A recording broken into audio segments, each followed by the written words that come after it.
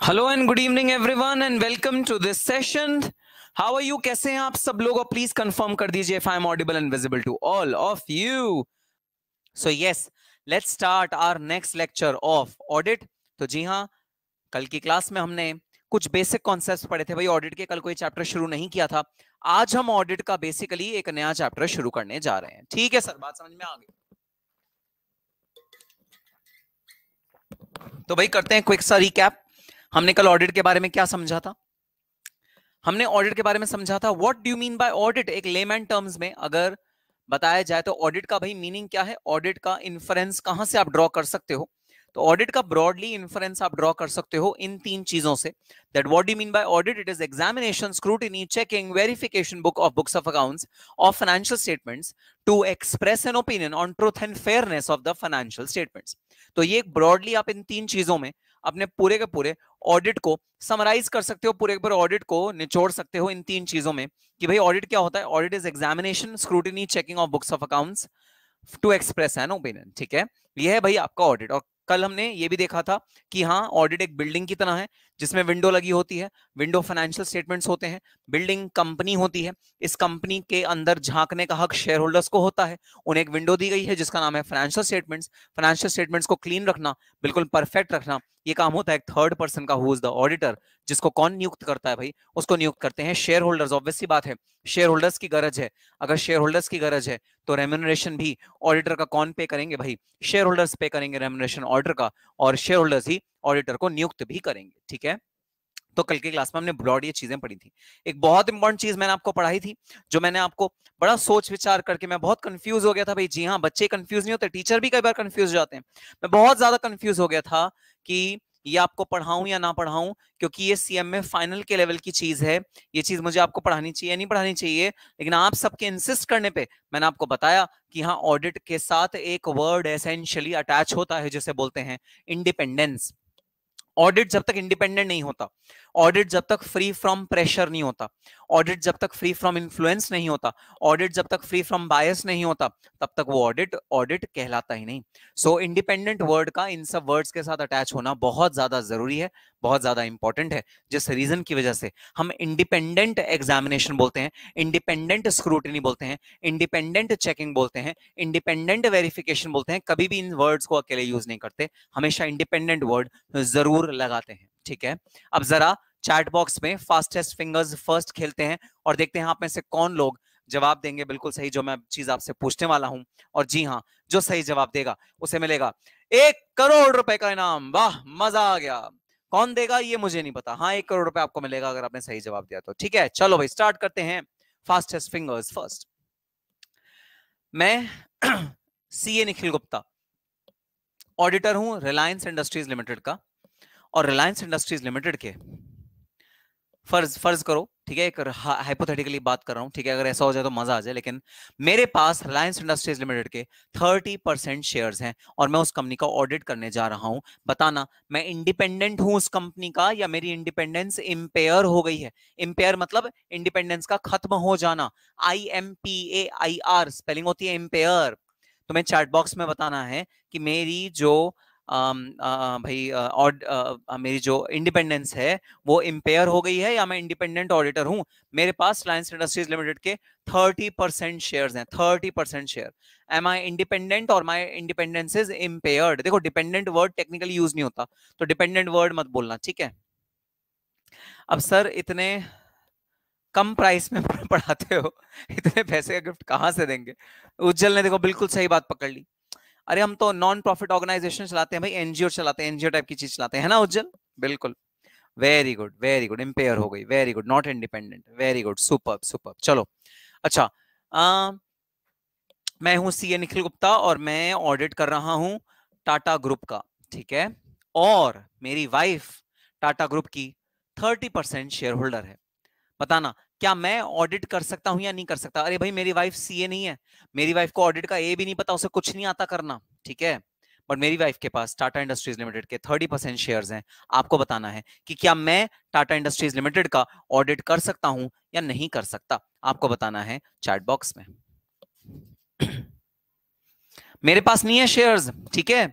अरे भाई मेरे पास नहीं है शेयर्स, ये बात ध्यान रखना, मेरी वाइफ के पास है शेयर्स, जिसका ऑडिट से कोई नाता ही नहीं है दूर दूर तक।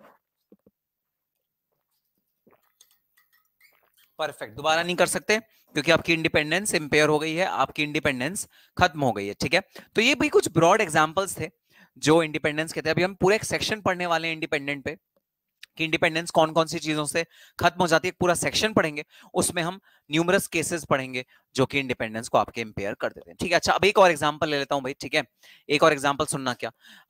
मैं हूं सीए निखिल गुप्ता, मैं गया ऑडिट करने एडिडास शूज का। ठीक है, एडिडास एक बहुत बड़ी कंपनी है। ठीक है, एडिडास नाइकी का मर्जर हुआ है और अब वो एक ही बन गए, तो बहुत बड़ी शू मेकिंग कंपनी है। और एडिडास मुझे क्या कहता है, एडिडास मुझे कहता है सर दिवाली आ रही है। ठीक है, अब दिवाली पे ऑडिटर्स को गिफ्ट तो मिलते ही मिलते हैं, तो एडिडास ने मुझे एक ऑफर दिया कि सर हम आपको 50,000 रुपीज का गिफ्ट वाउचर देंगे, आप ऑल ओवर इंडिया में किसी भी एडिडास के शोरूम पे जाकर एडिडास के जूते 50,000 रुपीज के खरीद सकते हो फ्री ऑफ कॉस्ट। बताना क्या यहां इंडिपेंडेंस में कोई दिक्कत आने वाली है? क्या हाँ इंडिपेंडेंस में यहां कोई दिक्कत है या नहीं है? अभी भी मैं इंडिपेंडेंट हूं या नहीं हूं? यस, वेरी गुड, सबने सही जवाब दिया। मेरी वाइफ रिलेटेड है तो मैं भी ऑटोमेटिकली, अगर वाइफ भी रिलेटेड है ना तो मैं ऑडिट नहीं कर सकता। बिल्कुल सही जवाब। पिछले वाले क्वेश्चन की बात करूं, पिछले वाले क्वेश्चन की यश ने जवाब दिया, बहुत बढ़िया जवाब यश, वेरी गुड। अगर आपकी वाइफ भी शेयर होल्ड करती है तो आप भी नहीं कर सकते ऑडिट भाई, वाइफ को तो छोड़ दो, आप भी नहीं कर सकते ऑडिट। Very good. चलो भैया बताओ कोई दिक्कत है क्या? क्लियर दिक्कत है, फायदा। तो भाई देखो यहां पर दिक्कत है, यहां पर दिक्कत है। अगर आपने 50,000 रुपए का गिफ्ट ले लिया अपने क्लाइंट से तो वो गिफ्ट आपको भारी पड़ेगा, क्योंकि कोई भी आदमी फ्री में आपको गिफ्ट नहीं देगा। ऑब्वियसली जब वो आपको कोई फेवर दे रहा है तो आपसे भी एक्सपेक्ट करेगा कि आप फेवर वापस करो, है ना। और आप एक प्रेशर में आ जाओगे, आप एक मॉरल प्रेशर में आ जाओगे कि हाँ आप उसकी ऑडिट रिपोर्ट को शायद क्वालिफाई ना कर पाओ, शायद उसकी ऑडिट रिपोर्ट को आपको क्लीन देना पड़े, और उसकी ऑडिट रिपोर्ट को क्वालिफाई करते हुए आप 10 बार सोचोगे कि भाई मैं इसकी ऑडिट रिपोर्ट को क्वालिफाई करूं ना करूं। हो सकता है वो आप पे दबाव डाले किसी भी तरह का। तो भाई हमें अपने ऑडिट जो कंपनी है उससे किसी भी तरह का गिफ्ट एक्सेप्ट नहीं करना चाहिए, किसी भी तरह का कोई भी बेनिफिट, कोई भी परक्विजिट, कोई भी एमोल्यूमेंट एक्सेप्ट नहीं करना चाहिए अपार्ट फ्रॉम ऑडिट फीस। जो ऑडिट फीस आपको मिल रही है वही लेनी चाहिए भाई, इसके अलावा आपको और कोई चीज नहीं लेनी चाहिए। ठीक है, so this is the concept of impairment, independence impairment, और इस कॉन्सेप्ट को हम लोग डिटेल में पढ़ेंगे अपने एक सेक्शन में जो कि हम नियर फ्यूचर में शुरू करने वाले हैं। ठीक है सर, बात समझ में आ गई? तो अगर आपको कल की क्लास, तो ये कल की क्लास थी भाई, कल की क्लास है क्विक रिवीजन हो गया। ठीक है, अगर आपको कल की क्लास का कुछ भी डाउट है तो आप पूछ सकते हो चैट बॉक्स में, और हम शुरू करते हैं आज की क्लास। और आज की क्लास होने वाली है बहुत ज्यादा इंटरेस्टिंग, क्योंकि आज की क्लास में हम लोग पढ़ने वाले हैं साइंस, जी हाँ बायोलॉजी। आज हम पढ़ने वाले हैं बायोलॉजी। सर क्या बात कर रहे हो आप, क्यों मजे ले रहे हो सर? बायोलॉजी क्यों पढ़ेंगे सर हम? सर बायोलॉजी तो भाई हम साइंस के स्टूडेंट थोड़ी, हम तो कॉमर्स के स्टूडेंट। कोई बात नहीं, तो क्या हो गया, कॉमर्स के स्टूडेंट तो क्या हो गया, बायोलॉजी थोड़ी सी तो पढ़ सकते हैं, तो क्या हो गया। हम सीखने के लिए, लर्निंग करने की कोई एज थोड़ी होती है, लर्निंग करने का कोई भाई कोई कॉन्सेप्ट थोड़ी था कि लर्निंग आप नहीं कर सकते। लर्न करेंगे हम, क्या लर्न करेंगे, लर्न करेंगे कि बायोलॉजी क्या होती है। चलो बोर्ड पे एक पिक्चर बनी है, बता देना इस पिक्चर का जो आपका इस पिक्चर है, ये पिक्चर आपको क्या दिख रही है, जरा चैट बॉक्स में लिख दो। What do you mean by this picture, ये पिक्चर क्या है, जरा चैट बॉक्स में बता दो।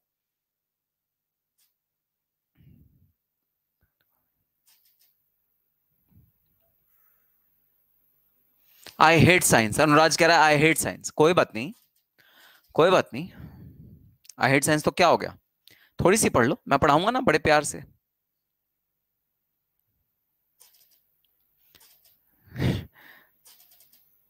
ये क्या है आपको जो बोर्ड पे दिख रहा है, ये क्या है? ठीक है, और दूसरा मेरा क्वेश्चन होगा, इसका फंक्शन क्या है भाई, इसका फंक्शन क्या है, इसका फंक्शन क्या है, ये क्या है और इसका फंक्शन क्या है, बॉडी में इसकी अहमियत क्या है, अहमियत। नहीं नहीं, ब्रेन की बात नहीं कर रहे भाई, ब्रेन की बात नहीं कर रहे। ये जो लहरा के बलखा के, बलखा के लहरा के, ये जो लहरा रही है ना, ये चीज क्या है, ये पूछना चाह, ब्रेन छोड़ दो। वेरी गुड, ये है स्पाइनल कॉर्ड और ये है बैकबोन हमारे पूरे के पूरे शरीर की। अगर इस स्पाइनल कॉर्ड में 1% क्या 0.0001% भी कोई डिफेक्ट आ जाता है तो it can effect our entire body. हमारी पूरी पूरी बॉडी बेकार हो सकती है अगर इस बैकबोन का कोई भी एक हल्का सा भी स्लिप डिस्क हो जाए। तो इन्हें बोलते हैं भाई डिस्क, ठीक है। ये डिस्क अगर हल्की सी भी रीलोकेट हो जाए, ये डिस्क अगर हल्की सी भी डैमेज हो जाए तो हमारी पूरी की पूरी body can come to a standstill. तो ये जो स्पाइनल कॉर्ड है ना, स्पाइनल कॉर्ड ये हमारे बॉडी का सबसे इंपॉर्टेंट अंग होता है भाई। अगर ये डैमेज हो गई हमारी पूरी की पूरी बॉडी डैमेज हो जाएगी। ये इंपॉर्टेंस है इस वाले पार्ट का जिसको बोलते हैं स्पाइनल कॉर्ड। सिंगल भेजना, सिग्नल भेजना, सिंगल भेजना through out the body. Vicky Patel का है सिंगल भेजना। अरे नालायक, सिंगल भेजना नहीं सिग्नल भेजना। विकी पटेल ने लिखा है SINGLE। सपोर्ट करता है बॉडी को, बिल्कुल सही बात उज्जवल ने बोली भाई, ये पूरी बॉडी को सपोर्ट करता है। ये पूरी पूरी बॉडी का जो आधारशिला है, जो फाउंडेशन है हमारी पूरी बॉडी की, वो है ये स्पाइनल कॉर्ड। तो ऐसे ही भाई अब ऑडिट का स्पाइनल कॉर्ड क्या है वो अब हम पढ़ने जा रहे हैं। ऑडिट की स्पाइनल कॉर्ड अब आपके सामने मैं रख देता हूं। तो ये जो आपको डायग्राम दिख रहा है ये है ऑडिट की स्पाइनल कॉर्ड।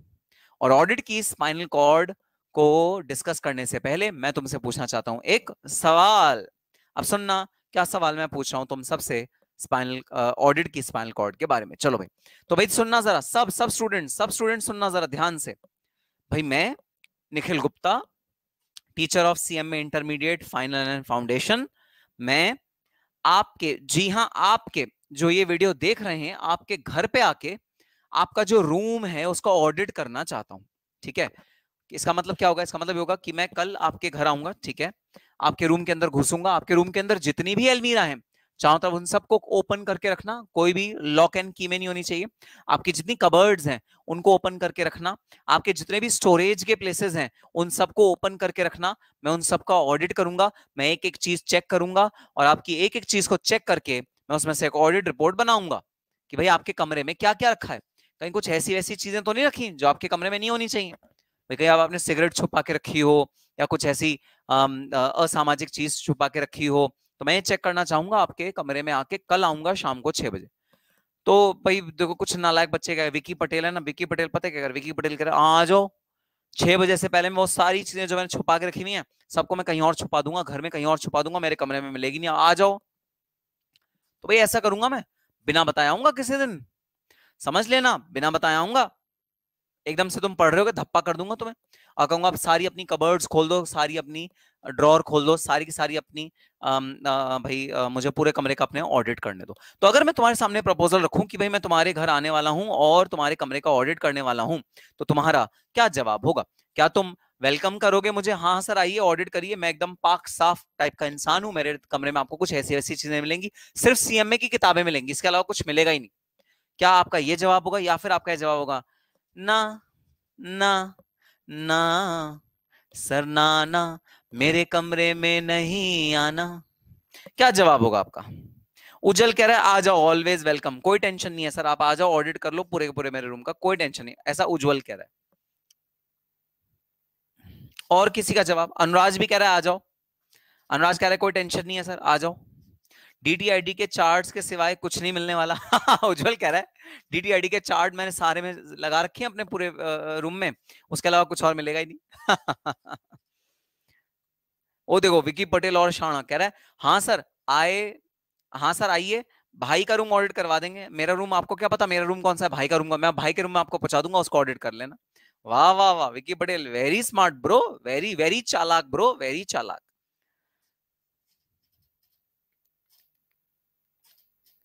चलो भाई और कोई ऐसा जो मेरे को रिस्ट्रिक्ट करेगा, कोई ऐसा जो कहता है नहीं नहीं नहीं सर आप मत आओ मेरे कमरे में, मैं आपको अपने कमरे में घुसने नहीं दूंगा।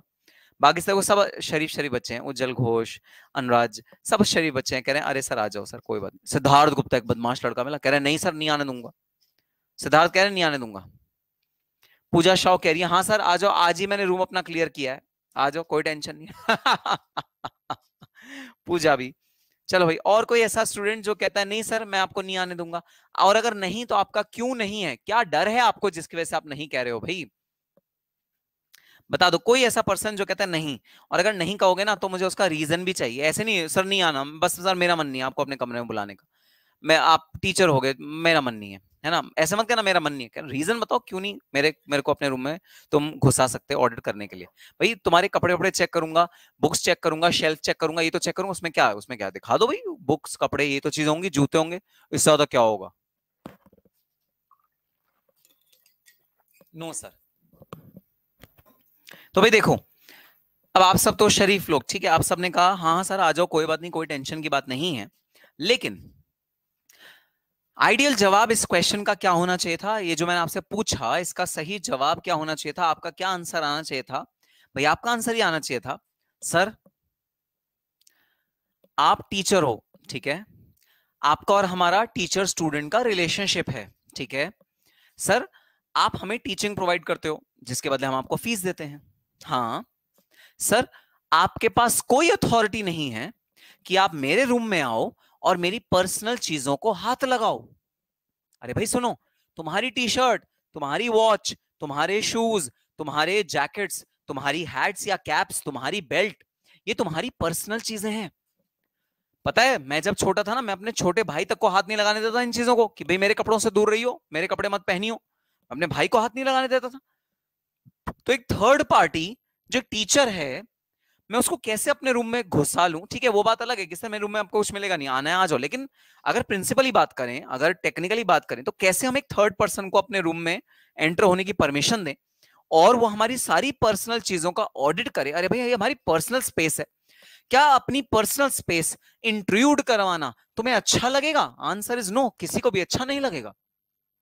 तो आपका जवाब क्या होना चाहिए था मेरे से, सर आप ये बताओ what is the authority that you have to enter my room, आपको मेरे रूम में घुसने की कोई अथॉरिटी नहीं है। सर हाँ आप टीचर हो गए, ठीक है, आप अपना टीचर टीचिंग करो, लेकिन उससे ज्यादा आपकी कोई अथॉरिटी नहीं है, आपके पास कोई हक नहीं है, आपके पास कोई राइट नहीं है। So sir sorry, I won't permit you to enter into my room, आपको पढ़ाना है पढ़ाओ, नहीं पढ़ाना मत पढ़ाओ, कोई बात नहीं, लेकिन आपको अपने कमरे में घुसने की इजाजत तो मैं कतई नहीं दे सकता। आपका आइडियल जवाब ये होना चाहिए था, टेक्निकली बोल रहा हूँ, टेक्निकली, ठीक है वो ठीक है, आउट ऑफ रिस्पेक्ट तुम सबने कह दिया हाँ सर आ जाओ, कोई टेंशन की बात नहीं, out of respect you said that, which is very very good, but technically you cannot permit any third person to enter into your room to touch your personal belongings and to have access to your personal things. You cannot do that. आप ये नहीं कर सकते भाई, आपकी personal property, आपकी personal property है। अरे आपने कई जगह लिखा हुआ देखा है, this is a personal property, trespassers will be shot dead. अगर आप दिल्ली कैंट के एरिया में जाओगे, वहां ऐसा बड़ा बड़ा लिखा है कि भाई ये प्रॉपर्टी है आर्मी की, और अगर आपने घुसने की कोशिश करी बिना इजाजत के तो आपको शॉट डेड कर दिया जाएगा, मार दिया जाएगा आपको। इतनी सीरियसनेस होती है, किसी की प्रॉपर्टी में आप घुस नहीं सकते, बिना अथॉरिटी के, बिना परमिशन के आप किसी की प्रॉपर्टी में घुस नहीं सकते। तो जी हाँ, मेरे पास कोई राइट नहीं है आपके रूम में एंटर करने का और आपकी पर्सनल प्रॉपर्टी को ऑडिट करने का, आपकी जो पर्सनल चीजें उन्हें देखने का मेरे पास कोई राइट नहीं है। आप सीधे से मुझे बोलोगे no sir not possible, NO in capital letters, of course this is the correct approach. और मैं भी बुरा नहीं मानूंगा भी, मैं भी टेक्निकल पर्सन हूं, मैं भी लीगल पर्सन हूं, मैं भी बुरा नहीं मानूंगा। अब सुनना, तुमने मुझे कह दिया बस, तो सर अगर आप बुरा नहीं मानोगे तो ठीक है भाई सर, आप फिर मत आना, कल से आप मत आना भाई हमारे रूम में। नहीं नहीं नहीं, आऊंगा तो जरूर।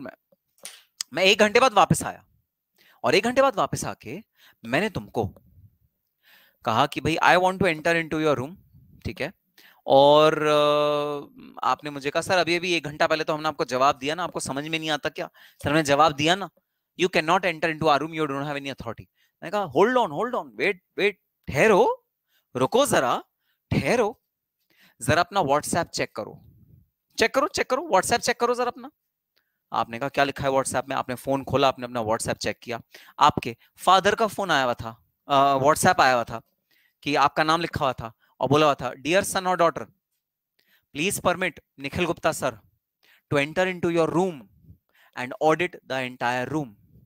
Please give him access to all the almirahs, all the shelves, all the belongings which you have in your room, and he should be he should get access to all the things which are there in your room. Unrestricted right, unrestricted access should be given to him. ऐसा आपके father ने WhatsApp पे लिखा हुआ था, ठीक है। अब बता दो जरा चैट बॉक्स में, क्या अभी आप मेरे को अपने रूम के अंदर आने से मना करोगे, या फिर अब आप बाहें खोल के मेरे को अपने रूम में आने की परमिशन दे दोगे? जरा चैट बॉक्स में बताना।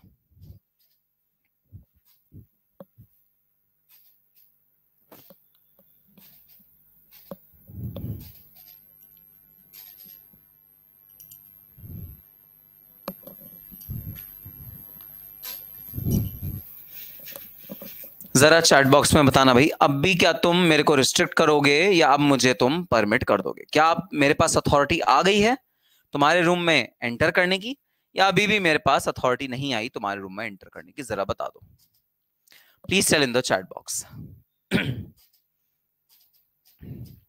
अब आने देंगे। अनुराज कह रहा है अब अथॉरिटी पापा ने दे दी, अब आने देंगे।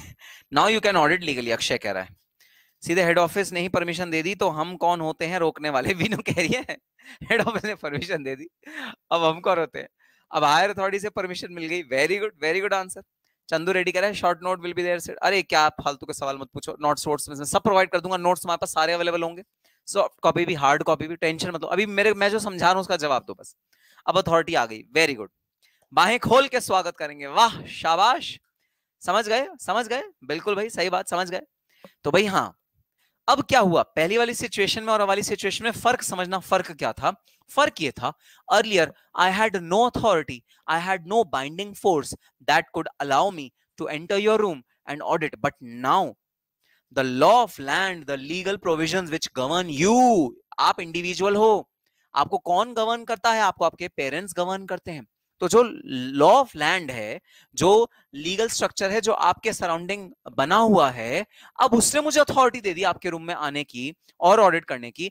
अब आप मुझे नहीं रोक सकते अपने रूम में आने से, आप मुझे बिल्कुल भी नहीं रोक सकते। जी हां। तो भाई सिमिलरली अब मैं अपने इसी वाले एग्जाम्पल को चेंज कर रहा हूं एक कॉर्पोरेट वर्ल्ड में। एक मैं कॉर्पोरेट एग्जांपल ले रहा हूं, ठीक है? इसी वाले एग्जांपल को मैं चेंज कर रहा हूं कॉर्पोरेट एग्जांपल के रूप में, ठीक है? चलो अब सुनना जरा। भाई आप हो सीएम में, ठीक है? आप सीएम में बन गए, सीएम में बन गए, ऐसे कोट सूट पहना हुआ है आपने, ऐसे आपने भाई टाई लगाई हुई है, ऐसे शर्ट पहनी हुई है बढ़िया सी, और एकदम आप सीएम में हो, रैंक होल्डर हो सीएम में फाइनल में, और वह बहुत अच्छा मार्क्स आए आपके, वहां मजा आ गया। आप गए, एंटर हुए आप रिलायंस इंडस्ट्रीज लिमिटेड के सीएमडी के रूम के अंदर, और उसकी चेयर जो सामने थी उसके आगे जाके बैठ गए, ठीक है? रिलायंस इंडस्ट्रीज के एमडी ने कहा हु आर यू? आपने कहा सीएम में निखिल गुप्ता, नाम तो सुना ही होगा। सीएमडी का नहीं, मैंने तो नहीं सुना, कौन हो आप, क्यों समय खराब कर रहे हो मेरा? तो मैंने बोला अरे आई एम सीएम में निखिल गुप्ता भाई, फर्स्ट अटेम्प्ट क्वालिफाइड। तो सीएमडी ने क्या बोला रिलायंस इंडस्ट्रीज लिमिटेड के? हाँ तो, अरे I am a rank holder, first attempt both groups, rank holder. तो उसने कहा तो, I am a professional, I have qualified one of the toughest exam of the country.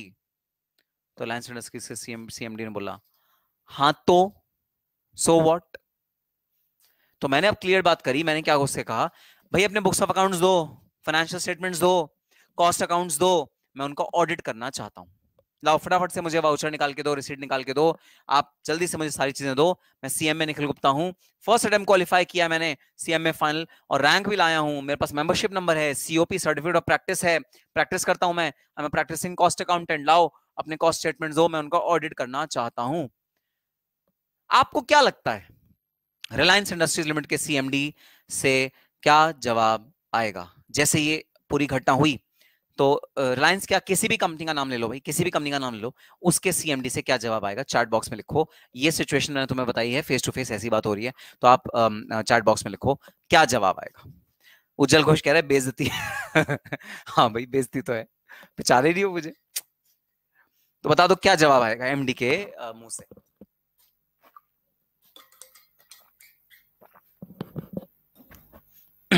MD के मुंह से जवाब बता दो क्या आएगा।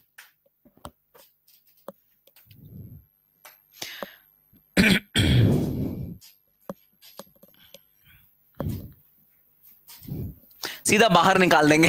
अनुराज कह रहे हैं सीधा बाहर निकाल देंगे। Very good answer Anuraj, very good answer. तो भाई एक्चुअली यही होगा, सीएमडी कहेगा आप खुद चल के बाहर जाना चाहते हैं या मैं बाउंसर्स को बुलाऊं आपको धक्के मार के बाहर फेंकने के लिए? तो भाई एक बात समझो, कोई भी पर्सन इस दुनिया में जैसे अपने पर्सनल बिलोंगिंग्स को किसी और से टच नहीं करवाना चाहता, जैसे अपने पर्सनल बिलोंगिंग्स को किसी और पर्सन से ऑडिट नहीं करवाना चाहता, किसी और से उसे बर्दाश्त नहीं होता कि कोई और उसके सामान को छुए, उसके पर्सनल चीजों को छुए, वैसे ही एक कंपनी के लिए उसके कॉस्ट शीट, उसके फाइनेंशियल स्टेटमेंट्स बहुत पर्सनल और सीक्रेट चीजें होती हैं। अरे भाई, अगर ये किसी और के हाथ लग गई ना, कंपनी बर्बाद हो सकती है, कंपनी अपनी मोनोपोली खो सकती है अगर उसकी कॉस्ट शीट किसी और के हाथ लग गई। तो कैसे कोई कंपनी अपनी कॉस्ट शीट, अपने financial statement, profit loss account किसी थर्ड पर्सन के हाथ में दे दे और कहते आ जाओ और ऑडिट कर लो? कैसे कर दे? Just like your clothes, your watch, your shoes are very very personal to you, similarly companies financial statements, companies vouchers, companies bills, companies sales invoices, everything is very very personal to a company. It holds a great importance to a company. It's very very personal for a company. वो किसी के साथ इसको share करना गवारा नहीं होगा उनको। नहीं कराना चाहता मैं ऑडिट, लेकिन मैं ये चीजें आपके साथ शेयर नहीं करूंगा, सीएमडी ने बोल दिया और धक्के मारकर मुझे बाहर निकाल दिया। अब देखना, अब सिचुएशन को मैं कर रहा हूं चेंज, ठीक है? अब मैं दोबारा पहुंचा सीएमडी के रूम के अंदर। सीएमडी ने कहा, अरे दोबारा आ गए, बड़े बेशरम हो भाई, एक बार बेइज्जती कर दी, अब तुम समझे नहीं, दोबारा आ गए, दोबारा मुंह उठाए चले आए अंदर, क्या कर रहे हो, क्या चाहते हो ये तो बताओ। अब की बार देखना मैंने क्या कहा। अब की बार मैंने कहा, dear mister CMD, as per the relevant section of companies act 2013, you are a private limited company and it is mandatorily written in the companies act that you have to get your audit done by a cost accountant. cost accountant से आपको audit करना ही करना है। अगर आपने नहीं किया तो, सुनना जरा, अगर आपने नहीं किया तो आपके ऊपर पेनल्टी लगेगी, आपको प्रोसिक्यूशन का सामना करना पड़ सकता है और आपकी कंपनी बंद हो सकती है, मतलब लॉकआउट भी उसमें हो सकता है। ये तीनों कंडीशन में से कोई भी कंडीशन हो सकती है, तीनों भी हो सकती हैं अगर आपने ऑडिट नहीं करवाया तो आपकी भलाई इसी में है कि भाई आप हमें बुक्स ऑफ अकाउंट्स दे दीजिए, आप हमें फाइनेंशियल स्टेटमेंट्स दे दीजिए, आप हमको कॉस्ट स्टेटमेंट्स दे दीजिए और हम आपका ऑडिट कर डालें। अब तुम लोग बताओ इस सिचुएशन के बाद सीएमडी का क्या जवाब होगा? बहुत अच्छा बात सुमिता ने पूछी है, सुमिता करके लड़की है, बहुत अच्छी बात पूछी है और बड़ी गूढ़ और बहुत इनडेप्थ बात पूछी है। सुनना क्या सर, इसका मतलब एनुअल रिपोर्ट में कॉस्ट शीट नहीं होती बट फाइनेंशियल स्टेटमेंट्स होते हैं फॉर थर्ड पार्टीज टू सी। बिल्कुल सुमिता, आगे चल के मैं पढ़ाऊंगा ये वाली बात डिटेल में कि जो फाइनेंशियल स्टेटमेंट्स होते हैं वो तो पब्लिक डॉक्यूमेंट होता है, वो तो सबके पास होता है, लेकिन कॉस्ट शीट बहुत सीक्रेट चीज होती है, वो सिर्फ ऑडिटर के पास और कंपनी के पास होती है और किसी थर्ड पर्सन के पास वो कॉस्ट शीट नहीं जाती। बहुत सही सवाल पूछा है सुमिता ने और बहुत सही भाई कॉन्सेप्ट है ये, और कॉन्सेप्ट जो है वो हम डिटेल में पढ़ेंगे अपने कॉस्ट ऑडिट चैप्टर में और इस चैप्टर में भी, तो टेंशन की बात नहीं है, ठीक है? चलो बता दो भाई, बताओ अब क्या होगा। They will provide the books for audit purpose to comply with companies act. Very good, Martin ने जवाब दिया, वेरी गुड। अभी भी नहीं करेंगे, देगा अथॉरिटी परमिट नहीं लाया ऑडिटर। अरे अब तो अथॉरिटी ले आया अनुराज, अब तो अथॉरिटी ले आया ऑडिटर। कंपनीज एक्ट कह रहा है, कंपनीज एक्ट के अंदर हर कंपनी गवर्न होती है, अगर कंपनीज एक्ट के प्रोविजन कंपनी ने नहीं फॉलो किए, कंपनी बंद हो सकती है। तो अब तो अथॉरिटी मिल गई ऑडिटर को। अब कहां अथॉरिटी लेटर नहीं लाया, ले आया। Companies act is authority letter. Companies act में लिखी है जो बात वो कंपनी को माननी पड़ेगी। कंपनीज एक्ट में लिखा है ऑडिटर को भेजो, मानना पड़ेगा। तो अब तो अथॉरिटी मिल गई ना ऑडिटर को। सीएम में कितनी पावर होती है? बिल्कुल होती है एमसी स्टैन, बिल्कुल होती है। तो बताओ अब क्या जवाब होगा सीएमडी का? अब सीएमडी क्या बोलेगा? जैसे मैंने ये पैंतरा चला कि भाई कंपनीज एक्ट खोल के दिखा दिया, देखो भाई कंपनीज एक्ट के अंदर ये चीज लिखी है। अब सीएमडी का क्या जवाब होगा दोस्तों? अब सीएमडी का जवाब देखना क्या होगा। पहले तो वो प्यार से आपको बिठाएगा, पानी पूछेगा और आपसे कहेगा, सर आप डिनर में पिज्जा खाना पसंद करेंगे या कुछ नॉर्थ इंडियन खाना पसंद करेंगे, बताइए। सर यहाँ पर ना एक पिज्जा बहुत बढ़िया बनाता है, एकदम बढ़िया पिज्जा वाला है, सर उससे मैं पिज्जा मंगाऊं आपके लिए? सर एक नींबू शिकंजी तो आपको पीनी पड़ेगी। नहीं सर, नींबू शिकंजी के बिना नहीं जाना। नहीं सर, ये आप मना मत करिए प्लीज, नींबू शिकंजी के बिना आपको नहीं जाने देंगे सर आप पी के जाइए प्लीज, आई इंसिस्ट। और सर बहुत बढ़िया पाव भाजी बनती है सर, वो मंगवाता हूँ आपके लिए। और सर प्लीज आप ऑडिट क्या, आप पूरा कंपनी आपकी है सर, आप क्या बात कर रहे हैं सर? मैंने तो मजाक कर रहा था, मैं तो मजाक कर रहा था, आप चले जाइए बात। मजाक सही में थोड़ी लेते हैं सर, आपने दिल पे लगा ली। नहीं मैं तो मजाक कर रहा था, पूरी कंपनी आपकी है सर, आप जो चाहे लीजिए, आप वाउचर लीजिए, आप इनवॉइस लीजिए, आप सेल्स डिपार्टमेंट जाइए, मार्केटिंग डिपार्टमेंट के जाइए, आपको जो चीज चाहिए मेरी पूरी टीम कोऑपरेट करेगी सर, लेकिन सर खाना जो है, खाना तो भाई शाम का मेरे यहाँ साथ ही होगा, आप मेरे साथ ही खाना खाइएगा। सो यस, मेहमान नवाजी ये बड़ा सही शब्द यूज किया, मेहमान नवाजी। सो लोगों का एटीट्यूड एकदम चेंज हो जाता है जैसे ही ऑडिट को उसकी रीढ़ की हड्डी मतलब लॉ मिलता है। जैसे ही ऑडिट को उसकी रीढ़ की हड्डी मिल जाती है, भाई ऑडिट के लिए रीढ़ की हड्डी क्या है? ऑडिट के लिए रीढ़ की हड्डी है लॉ। अगर लीगल प्रोविजंस ऑडिट को मिल जाते हैं तो ऑडिट को एक सपोर्ट मिल जाता है, और वो ऑडिट का दम होता है, वो ऑडिट का पावर होता है, और उसके बेसिस पे ऑडिट फ्लरिश करता है। अरे आपको क्या लगता है जो कॉस्ट अकाउंटेंट्स हैं जो कॉस्ट ऑडिट करते हैं, या कंपनी सेक्रेटरीज हैं जो सेक्रेटरियल ऑडिट करते हैं, या जो चार्ट अकाउंटेंट्स हैं जो स्टैट्यूटरी ऑडिट करते हैं, अरे भाई इन लोगों की मोनोपोली है। स्टैट्यूटरी ऑडिट सिर्फ सीए ही कर सकता है, कॉस्ट ऑडिट सिर्फ सीएमए ही कर सकता है, और सेक्रेटरियल ऑडिट सिर्फ सीएस ही कर सकता है। इन लोगों की मोनोपोली है। तो कंपनीज को इनको अपॉइंट करना उनकी नेसेसिटी है, लग्जरी नहीं है। कंपनी का मन नहीं, अरे मन नहीं कर रहा, इस साल मन नहीं कर रहा भाई किसी सीएमए को अपॉइंट करने का, मैं कॉस्ट ऑडिट नहीं कराना चाहता, नहीं, नेसेसरी है। It's a mandatory thing which is required by every company to appoint a CMA and get the cost audit done. तो हमारे ऑडिट की रीढ़ की हड्डी कौन सी है? हमारे ऑडिट की रीढ़ की हड्डी है द अंडरलाइंग लॉ। अगर किसी ऑडिट का गवर्निंग लॉ नहीं होता, अगर कोई लॉ ऑडिट को मजबूती नहीं प्रदान करता, तो वो ऑडिट यूजुअली बेकार होता है। बहुत कम कंपनीज होती हैं जो वो ऑडिट करवाती हैं, क्योंकि देखो अपनी चेकिंग कराना कोई पसंद नहीं करता। आपके कमरे में आपकी मदर भी आ जाती है और वो सामान छेड़खाने लगते हैं, आपको इतनी इरिटेशन होती है ना, अरे मम्मी छोड़ दो ना, क्यों ये हटा रही हो, मत हटाओ यहाँ से, अरे मैंने ये नहीं ठीक, गंदा पड़े रहने दो, कोई बात नहीं, मुझे गंदा अच्छा लगता है, आप गंदा पड़े रहने दो, आप मेरा सामान मत हिलाया करो। इरिटेशन होती है ना। इसी तरह बाहर से जब कोई आदमी कंपनी के अंदर आता है तो वो कंपनी को एक इरिटेशन देता है, ठीक है। तो कोई वॉलंटरली ऑडिट नहीं कराना चाहता, ये एक प्रैक्टिकल बात बता रहा हूं भाई, ठीक है। ऑडिट के फायदे बहुत हैं, लेकिन प्रैक्टिकल बात, सच्चाई यही है, एक कड़वा सत्य यही है कि कोई भी कंपनी अपने आप अपनी मर्जी से ऑडिट नहीं कराना चाहती। जब तक लॉ की बैकिंग नहीं होती, जब तक लॉ की रीढ़ की हड्डी नहीं होती, तब तक ऑडिट का होना ना होना एक ही बराबर है। ऑडिट जो है वो भाई फ्रूटलेस हो जाएगा, बेकार हो जाएगा, अनइम्पैक्टफुल हो जाएगा, अगर उसको किसी लॉ का सपोर्ट नहीं मिला। तो लॉ का सपोर्ट होना ऑडिट के लिए जरूरी है। ऑडिट को जब लॉ का सपोर्ट मिलता है, तब जाके ऑडिट जो है वो ऑडिट में जान फूंकता है, ऑडिट में जान आती है जब उसे लॉ का सपोर्ट मिलता है। और यही रीजन है दोस्तों, यही रीजन है, आप सोच भी रहे होंगे सर हद हो गई, ऑडिट का चैप्टर आप शुरू करा रहे हो और सबसे पहले कौन सा चैप्टर हम पढ़ रहे हैं? Chapter number 5। सर बड़ी अजीब सी बात हो गई है। तो सर हम ऑडिट शुरू कर रहे हैं और हम सबसे पहला चैप्टर कौन सा पढ़ रहे हैं? Chapter number 5। अरे 1 2 3 का क्या हुआ? 1 2 3 4 का क्या हुआ? आप क्यों सबसे पहले चैप्टर 5 पे जंप करते हो? भाई मेरा रीजन है चैप्टर 5 को सबसे पहले पढ़ाने का। आप अगर अपना सीएमए का स्टडी मैट देखोगे, उसमें भी ये जो प्रोविजंस ऑफ कंपनीज ऑडिट है काफी बाद में है। मेरा रीजन है इस चैप्टर को सबसे पहले पढ़ाने का। 1 2 3 4 मैं बाद में पढ़ाऊंगा, आपको वीडियो में देखना भी बाद में है, पहले आपको चैप्टर 5 ही देखना है। मेरा रीजन है, रीजन ये है कि भाई यही हमारी आधारशिला है, यही चैप्टर हमको बताएगा कि ऑडिट की बारीकियां क्या हैं, क्यों ऑडिट की जरूरत पड़ती है। क्योंकि जब तक हम ये नहीं समझेंगे कि ऑडिट की जरूरत कहां से पड़ती है, तब तक मैं आपको ऑडिट कराना सिखाऊंगा क्या? तब तक आप ऑडिट की पेचीदियां, ऑडिट की संजीदापन, ऑडिट का सीरियसनेस तब तक कैसे समझोगे, जब तक आप यही नहीं समझोगे कि ऑडिट करते क्यों है। तो इस चैप्टर को पहले पढ़ाने का मकसद, कई बच्चे मेरे से पूछते हैं सर चैप्टर 5 आप पहले पढ़ा रहे हो, पहले के 4 चैप्टर सर आपने छोड़ दिए। आपको ये पढ़ाने का रीजन ही ये है कि भाई मैं आपको सबसे पहले ऑडिट का इंपॉर्टेंस समझाना चाहता हूं। ये कहां से अराइज हो रहा है? जैसे गंगा है ना, गंगा गंगोत्री से अराइज हो रही। उद्गम स्थान क्या है गंगा का? गंगा का उद्गम स्थान है गंगोत्री।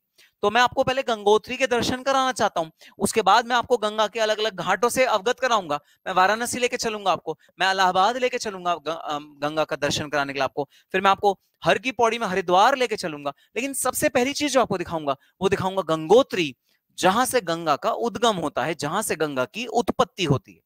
तो ये है वो गंगोत्री, चैप्टर नंबर 5 है वो गंगोत्री, जहां से ऑडिट की उत्पत्ति होती है। जहां से ऑडिट का जन्म होता है, उसे पावर मिलती है, उसको इनिशियली सपोर्ट मिलता है, रीढ़ की हड्डी मिलती है, जिससे कि ऑडिट पावरफुल बनता है, जिससे कि ऑडिट में स्ट्रेंथ आती है, जिसके पूरे जमाना ऑडिटर के सामने झुकता है, ऑडिटर के सामने झुकता है। वो रीजन है कंपनीज एक्ट का ये वाला प्रोविजन जो मैं आपको आज पढ़ाने जा रहा हूं। ये रीजन है कि हम चैप्टर नंबर 5 से स्टार्ट क्यों करते हैं ऑडिट का प्रोविजन, ऑडिट का सब्जेक्ट। ठीक है, तो अब आपका कोई सवाल है तो मैं सवाल देख लेता हूं भाई। अब आया एमडी सीएमए के नीचे उज्जवल कह रहा है अब आया ऊंट पहाड़ के नीचे, जैसे होता ना, ऐसे उज्जवल कह रहा है अब आया सीएमडी सीएमए के नीचे। सर आपकी ऑडिट के एक्सपीरियंस शेयर करेंगे? ऑफ कोर्स यस, मैं यहाँ पर अपने ऑडिट के आपको सारे एक्सपीरियंस शेयर करूंगा।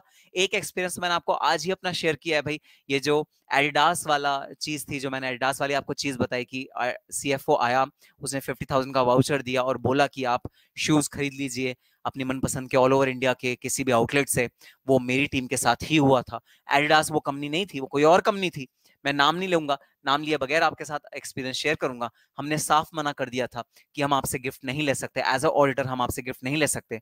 सीएफओ ने हमसे पूछा था क्यों नहीं ले सकते, हमने सीधे से बोला अरे इंडिपेंडेंस इंपेयर हो जाएगी भाई, अगर हम आपके दबाव में आके काम करेंगे। सीएफओ ने कहा हम आपको दबाएंगे नहीं, हमने कहा नहीं, हम ये रिस्क नहीं ले सकते, क्योंकि माइंड में कहीं ना कहीं ये रहेगा ना 50,000 का गिफ्ट हमने आपसे लिया, तो हम ऐसा कोई भी काम नहीं करेंगे जिससे हमारे माइंड में 1% भी आपका इन्फ्लुएंस रहे या 1% भी हम दबाव में आ सके, हम ऐसा कोई भी काम नहीं करेंगे। तो ये मेरा पर्सनल एक्सपीरियंस ही था जो मैंने अभी क्लास शुरू होते हुए आपके साथ शेयर किया। ऐसे बहुत सारे अनगिनत पर्सनल एक्सपीरियंस आपके साथ शेयर करूंगा। और ये ऑडिट आपका एक थियोरेटिकल मोनोटोनस या बोरिंग सब्जेक्ट से उठाकर आपका फेवरेट सब्जेक्ट बना दूंगा। और जो ऑडिट आपका 100 मार्क्स का सीएमए फाइनल में है, वो आप मतलब आपका फेवरेट सब्जेक्ट बन जाएगा। आप जब उसे मेरे से पढ़ोगे तो आपको और भी ज्यादा आनंद आएगा। और देखो नालायक बच्चे कह रहे हैं सर हम आपसे पढ़ेंगे नहीं फाइनल में, हम तो पढ़ेंगे नहीं। आपने ऐसा कैसे समझ लिया हम आपसे पढ़ेंगे फाइनल में ऑडिट, क्योंकि हम इंटर में पढ़ रहे हैं, हम आपसे पढ़ेंगे नहीं? तो नालायक, उल्टी सीधी बातें करते हो नालायक। सर सीएमए की वैकेंसी बहुत कम निकलती है पर, अरे नहीं, पूरी वैकेंसी निकलती है, ऐसी बात नहीं है, सीएमए की वैकेंसी अच्छी निकलती है। इट मींस सीएमए वर्क कर सकता है क्या? ऑफ कोर्स आईटी में कर सकता है। सर सीएमए की वैल्यू इतनी कम क्यों है एज कंपेयर विद सीए? अरे ऐसा कुछ नहीं है, सीएमए की वैल्यू बहुत कम है एज कंपेयर टू सीए, ऐसा कुछ नहीं है अवनी। ये तो अपनी अपनी भाई एरिया ऑफ वर्क होता है। जो सीए होते हैं उनका वर्क होता है फाइनेंशियल अकाउंटिंग ऑडिट, और सीएमए का वर्क होता है cost audit and cost accountants. ठीक है, तो ऐसा कुछ नहीं कि वैल्यू कम या ज्यादा है, बस ये है। हाँ एक चीज है, पॉपुलैरिटी सीए की सीएमए के मुकाबले बहुत ज्यादा है। मतलब लोग जो से जानते हैं, अगर आप पॉपुलैरिटी के बारे में बात करो तो पॉपुलैरिटी सीए की बहुत ज्यादा है। ठीक है, सीएमए की हल्की सी कम है, बस इतना सा। लेकिन अभी रिसेंट टाइम में ना, जो रिसेंट ईयर्स आए उसमें सीएमए की पॉपुलैरिटी भी उतनी ही हाईलाइट हो गई है मार्केट में जितनी की सीए की है। तो ऐसा कुछ नहीं है वैल्यू कम है ज्यादा है। सर आप बहुत अच्छा, is this for both syllabus? अरे हाँ ये बोथ सिलेबस है सर। ईमानदारी का साथ देते हुए, यस ईमानदारी का साथ देते हुए। चलो भाई, तो आओ स्टार्ट करते हैं। Chapter number 5, provisions related to audit under the companies act. और जी हाँ, ये है वो रीढ़ की हड्डी, ये है वो सेक्शंस जो हमारे ऑडिट को गवर्न करते हैं, जिनको मिलके की ऑडिट बना है भाई। ये हैं वो sections, these are the sections of audit, जिनको मिलके ऑडिट बना है, जिनको एक्यूमुलेट कर दो तो ऑडिट के भाई रीढ़ की हड्डी बनती है। ये हैं वो सारे सेक्शंस। तो आओ स्टार्ट करते हैं। The provisions of companies act relating to audit. ठीक है, अब देखो, अब हम सबसे पहले कंपनीज एक्ट का ये गंगोत्री है, ये यहां पर से ऑडिट शुरू होता है। हम कंपनीज एक्ट के कुछ सेक्शंस को भाई पढ़ने वाले हैं। ठीक है, अब मुझे बता दो कि तुम में से कितने स्टूडेंट्स को सेक्शन लर्न करने में दिक्कत होती है, सेक्शन नंबर लर्न करने में दिक्कत होती है? जरा मी लिख दो चैट बॉक्स में, कितने स्टूडेंट्स हैं इनको सेक्शन लर्न करने में दिक्कत होती है? ठीक है, हम सेक्शन पढ़ने वाले हैं आज 139, 140, 141, 142, 143, 144, 145, 146, 147, 148 और 177। हम ये सारे सेक्शन आज पढ़ने वाले। तो 139 से लेकर 148 तक का सेक्शन, ये 9 सेक्शंस हैं टोटल। ठीक है, 139 से लेकर 148 का सेक्शन और 177 सेक्शन अलग से। तो ये हम आज सेक्शन पढ़ने वाले हैं। तो जरा बता दो किसको सेक्शन लर्न करने में, सेक्शन नंबर लर्न करने में डिफिकल्टी होती है? आदित्य सिंह कह रहे हैं मी, गायत्री कह रही है मी, ठीक है, सलीला कह रही है मी, अनुराज कह रहे हैं मी, एमसी स्टैंड कह रहे हैं मी, उज्जवल घोष कह रहे हैं वी। उज्जवल घोष कह रहे हैं सर सभी को प्रॉब्लम होती है, वी लिख दिया उसने, मीन लिखा नालायक। अंकिता ना कहती है मी। ओके ठीक है, अब सुनो भाई, एक चैलेंज देता हूं। ठीक है, तुम सेक्शन नंबर भूलने की कोशिश करो, तुम कोशिश करो सेक्शन नंबर मुझे नहीं याद हो, काश सेक्शन नंबर मेरे को नहीं याद हो, नहीं मुझे नहीं याद करना, ठीक है। अच्छा उससे पहले मैं एक चीज बता दूं, इंटर लेवल पे सेक्शन नंबर याद करने की बहुत ज्यादा रिक्वायरमेंट नहीं होती भाई, ठीक है। एग्जामिनर एक्सपेक्ट नहीं कर रहा कि आप सेक्शन नंबर याद करो इंटर लेवल पे, तो वहां एक रिलीफ है कि हाँ सेक्शन नंबर आप याद ना करो, लेकिन मैं आपको कह रहा हूं आप सेक्शन भूलने की कोशिश करो, किसने सेक्शन सेक्शन हमें नहीं याद करना, और मैं चैलेंज दे रहा हूं, मैं आपको सेक्शन अगर आप भूलने की भी कोशिश करोगे तो भी याद करवा के जाऊंगा, ठीक है। आप सेक्शन भूलने की कोशिश करो, ठीक है। आप चाहो भी तो भी सेक्शन भूल नहीं सकते, सेक्शन नंबर आप चाहो भी तो भी नहीं सेक्शन नंबर भूल सकते। आओ एक ऐसी टेक्निक बताता हूं आपको, ऑडिट के सारे सेक्शंस बड़े प्यार से याद होंगे, बड़े प्यार से, ठीक है। तो सेक्शन 139, 140, 141, 142, 143, 144, 145, 146, 147, 148, ये 9 सेक्शन है ऑडिट से रिलेटेड, जो सेक्शन अब मैं आपको याद करवाने वाला हूं, ठीक है। एक रैप बनाया मैंने, रैप पता है रैप क्या होता है? आप लोगों को पता है रैप क्या होता है? रैप पता है क्या होता है? रैप छपरी इन द हाउस, ये क्या नालायक, सेक्शन याद करने के लिए रैप सॉन्ग बनाओ सर। ओए एमसी स्टैंड ने तो पहले ही बता दिया, वाह जबरदस्त। ये एमसी स्टैंड को कैसे पता लगा कि मैं रैप ही बनाने वाला हूँ? Since it's in series it will be easy. Akshay कह रहा है अच्छा अक्षय बेटा याद करके दिखा दो, रिवर्स साइकोलॉजी, ओके चलो भाई आओ हम लोग देखते हैं कि ये सेक्शन किस तरह से हम याद कर सकते हैं, ठीक है। याद करेंगे फिर समझेंगे, ऑब्वियसली एक एक सेक्शन को डिटेल में पढ़ाऊंगा, खूब डिटेल में, एक बार पहले याद करने की कोशिश करते हैं, ठीक है। आओ रैप स्टार्ट करते हैं, ठीक है। रैप स्टार्ट करते हैं, हम रैप के थ्रू इस वाले सेक्शन को याद करेंगे। मैं कुछ हिंदी के वर्ड्स में लिखे हैं वो मैं आपको बता दूं। आओ जाओ जांचो परखो, कर्तव्य बताओ, रिस्ट्रिक्शन बताओ, साइन करवाओ, मीटिंग अटेंड करवाओ, दंड दो, कॉस्ट ऑडिट करवाओ। ये कुछ हिंदी में मैंने वर्ड्स लिखे हैं, आपको एग्जैक्ट चार्ट अपने रजिस्टर में बनाना है और हिंदी में भी लिखने हैं वर्ड्स, ठीक है। रजिस्टर में चार्ट बनाना है और हिंदी में भी लिखने हैं वर्ड्स, ठीक है। चलो अब हम लोग इसका एक रैप बनाएंगे, ठीक है। तो रैप जैसे रैपर होता है ना, ऐसे हाथ रखते हैं,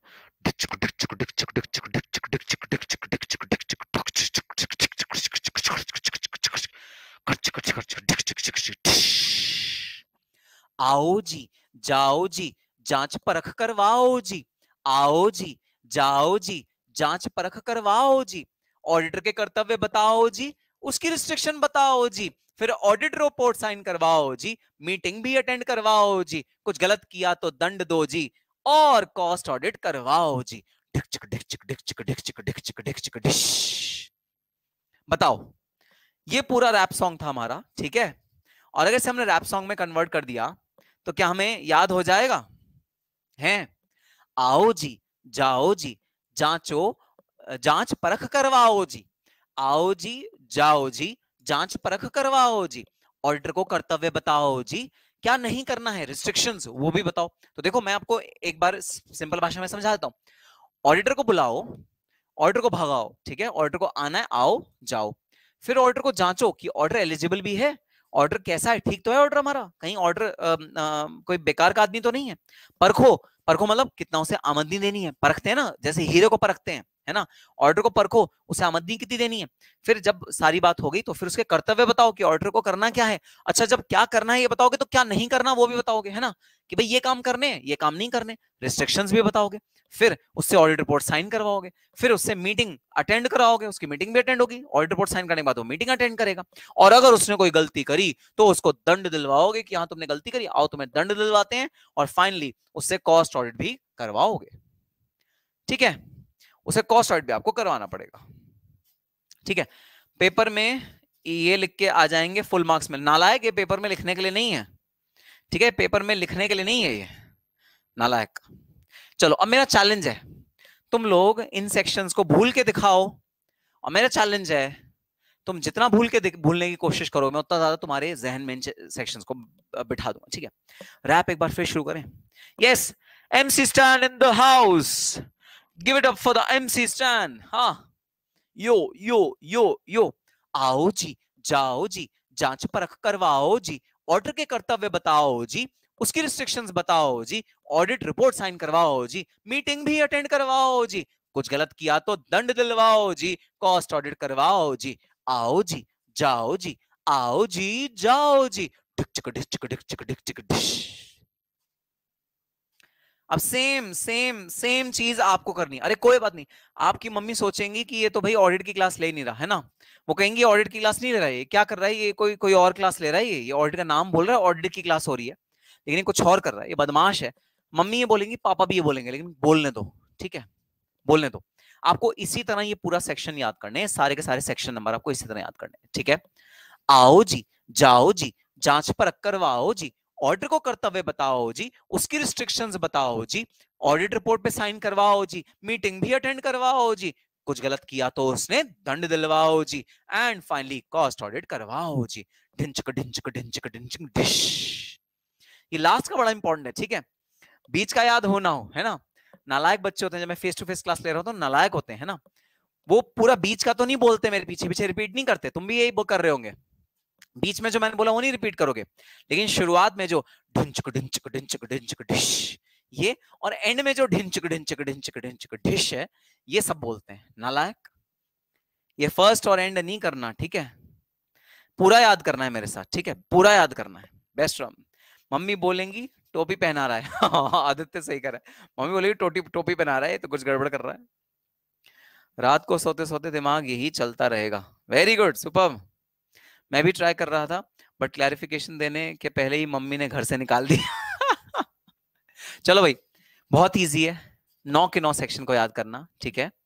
आओ जी, जाओ जी, जांच परख करवाओ जी, ऑर्डर को कर्तव्य बताओ जी, उसकी रिस्ट्रिक्शन बताओ जी, ऑडिट रिपोर्ट साइन करवाओ जी, मीटिंग भी अटेंड करवाओ जी, उसने कुछ गलत किया तो दंड दिलवाओ जी, एंड कॉस्ट ऑडिट भी करवाओ जी। Section 139, 40, 41, 42, 43, 44, 45, 46, 47, 48 and finally 77। जो 177 होगा वो होगा ऑडिट कमेटी, वो एक डिफरेंट सेक्शन है, वो आपको अलग से याद करना पड़ेगा। इस तरह आप पूरे पूरे सेक्शन नंबर के साथ सेक्शन के प्रोविजंस याद कर सकते हो, ठीक है। ये पूरा का पूरा चार्ट आपको अच्छे से याद करना है, इनके सेक्शन नंबर याद कर लो तो बेटर ही है भाई, है ना, अगर इजी तरीके से हमें याद हो जाए तो क्या है। और सबसे बड़ी बात, DTIDD देखोगे ना, उसमें तो एक एक चैप्टर में 10-10, 12-12, 15-15, 20-20 सेक्शन है ना। यहाँ पूरे ऑडिट में, अरे भाई पूरे ऑडिट में, पूरे 50 मार्क्स के आपके ऑडिट में मैं सिर्फ यही सेक्शंस आपको याद कराऊंगा, और कहीं ऑडिट में सेक्शन नंबर्स नहीं है, तो क्यों ना हम याद कर लें, याद करने में हर्जा क्या है। बिल्कुल सर, याद करेंगे, ठीक है। तो आओ अब इन एक एक सेक्शन के डिटेल में चलते हैं। ये रैप सॉन्ग की वाहियात सी, घटिया सी भाई पहल करने के बाद, ये घटिया ट्राई करने के बाद, आओ अब कुछ काम की बात भी कर लें, ठीक है। So section 139 relates to appointment of auditor. Order appoint कैसे होगा किसी ऑर्गेनाइजेशन में, ये सेक्शन 139 आपको बताता है। सेक्शन 140 रिलेट्स टू रिमूवल और resignation of order. Order remove कैसे होता है, ऑर्डर के रिजाइन कैसे करते हैं, वो बताएगा सेक्शन 140। 141 आपको बताएगा ऑडिटर कौन हो सकता है, ठीक है। क्या एक सीएम में इंटरमीडिएट क्वालिफाइड स्टूडेंट ऑर्डर हो सकता है, तो एलिजिबिलिटी क्या है, क्वालिफिकेशन क्या है, डिस्क्वालिफिकेशन क्या है, ऑर्डर की जांच करेंगे हम। ऑडिटर कौन बन सकता है, क्योंकि देश की अस्मिता का सवाल है, देश की इज्जत का सवाल है कि ऑडिटर एक कॉम्पिटिटिव पर्सन ही होना चाहिए। प्रधानमंत्री नरेंद्र मोदी ने यह बात बोली थी कि एक ऑडिटर के सिग्नेचर प्रधानमंत्री के सिग्नेचर से भी ज्यादा इंपॉर्टेंट होते हैं, क्योंकि ऑडिटर ये सर्टिफाई करता है कि फाइनेंशियल स्टेटमेंट्स, कॉस्ट स्टेटमेंट्स में जो चीजें लिखी हैं वो चीजें सही हैं या गलत है। सो आपको eligibility, qualification and disqualification of order है सेक्शन 141, व्हिच इज जांचो। परखो का मतलब आप जैसे हीरा परखते हो और उसका मोल का अंदाजा लगाते हो, वैसे ऑडिटर का रेम्यूनरेशन क्या होना चाहिए इसका अंदाजा लगाता है सेक्शन 142। आपको रेम्यूनरेशन ऑफ ऑर्डर कहां मिलेगा, 142। फिर है section 143, powers and on duties of order. Order को क्या करना चाहिए, ठीक है, ऑर्डर को क्या नहीं करना चाहिए, ये सारी की सारी चीजें आपको सेक्शन 143 बताएगा। Powers and duties of auditor, auditor की पावर क्या है, ऑडिटर की ड्यूटी क्या है, ऑडिटर को क्या काम करना है, और कितनी वो राइट रखता है, किस तरह का राइट रखता है, सारा सेक्शन 143 बताएगा। 144 बताएगा ऑडिटर किन किन सर्विसेज को प्रोवाइड नहीं कर सकता। अरे भाई बहुत पेचीदा चीज है ऑडिट करना किसी कंपनी का। अगर आप ऑडिटर हो किसी कंपनी के, तो आप कुछ सर्विसेज उस कंपनी को नहीं दे सकते, और मैं रीजन बताऊंगा आपको, मैं अपने प्रैक्टिकल एक्सपीरियंस शेयर करूंगा आपके साथ, जहां पर आपको पता लगेगा ये प्रोहिबिटेड सर्विसेज क्या होती हैं, कौन सी वो सर्विसेज हैं जो ऑडिटर नहीं दे सकता। मैं आपको डिटेल में ये डिस्कस करूंगा जब मैं अपना ये सेक्शन कराऊंगा। 145, auditor to sign the audit report. देखो सबसे बड़ा जो ऑडिटर का काम है वो यही तो है कि वो ऑडिट रिपोर्ट को साइन करेगा, है ना। तो साइन करने का तरीका क्या होना चाहिए? सर क्या मतलब साइन करने का तरीका क्या होना चाहिए? अरे साइन तो ऐसे ही करते हैं ना, अपना जैसे नाम लिखते हैं, जैसे उज्जवल घोष है वो लिखेगा सीएम में उज्जवल घोष, ऐसे तो होगा? नहीं, इसका प्रॉपर रूल्स एंड रेगुलेशंस हैं जो आपको बताएंगे साइन कैसे होना चाहिए। और यहां मैं ये भी आपको बताऊंगा कैसे धोखाधड़ी करनी शुरू कर दी थी ऑडिटर्स ने अपने सिग्नेचर के मामले में, जिसकी वजह से सेक्शन लाया गया। गवर्नमेंट ऑफ इंडिया मजबूर हो गई सेक्शन को लाने के लिए। किस तरह की प्रॉब्लम्स, किस तरह के ओवर स्मार्टनेस करनी शुरू कर दी ऑडिटर्स ने, जिसकी वजह से सेक्शन आया। मैं डिटेल में क्लास में आपसे चर्चा करूंगा, बहुत इंटरेस्टिंग सेक्शन है, आपको जब सेक्शन कराऊंगा तब पढ़ाऊंगा। Section 146 auditor to attend the general meeting. अब देखो ऑडिटर ने अपना ऑडिट समाप्त कर दिया, ठीक है, बट सबसे अहम चीज ये है कि ऑडिटर को जिसने अपॉइंट किया, याद है ऑडिटर को कौन अपॉइंट करता है? जरा चैट बॉक्स में लिख दो, ऑडिटर को अपॉइंट कौन करता है, उसका रेम्यूनरेशन डिसाइड कौन करता है, चैट बॉक्स में लिख दो। बिल्डिंग वाले एग्जांपल में मैंने तुम्हें बताया हुआ है, ठीक है। तो ऑडिटर को जो अपॉइंट करता है उसको फाइनली ऑडिटर को मिलना तो चाहिए ना उस बंदे से, और उसको अपनी ऑडिट रिपोर्ट को प्रेजेंट तो करना चाहिए ना। जरा चैट बॉक्स में बता दो ऑडिटर को अपॉइंट कौन करता है। मैंने पिछली क्लास में बिल्डिंग के थ्रू बताया था, चैट बॉक्स में जरा बता दो। यस, अनुराज का बिल्कुल सही जवाब शेयर होल्डर, रोमा रोहरा का बिल्कुल सही जवाब शेयर होल्डर।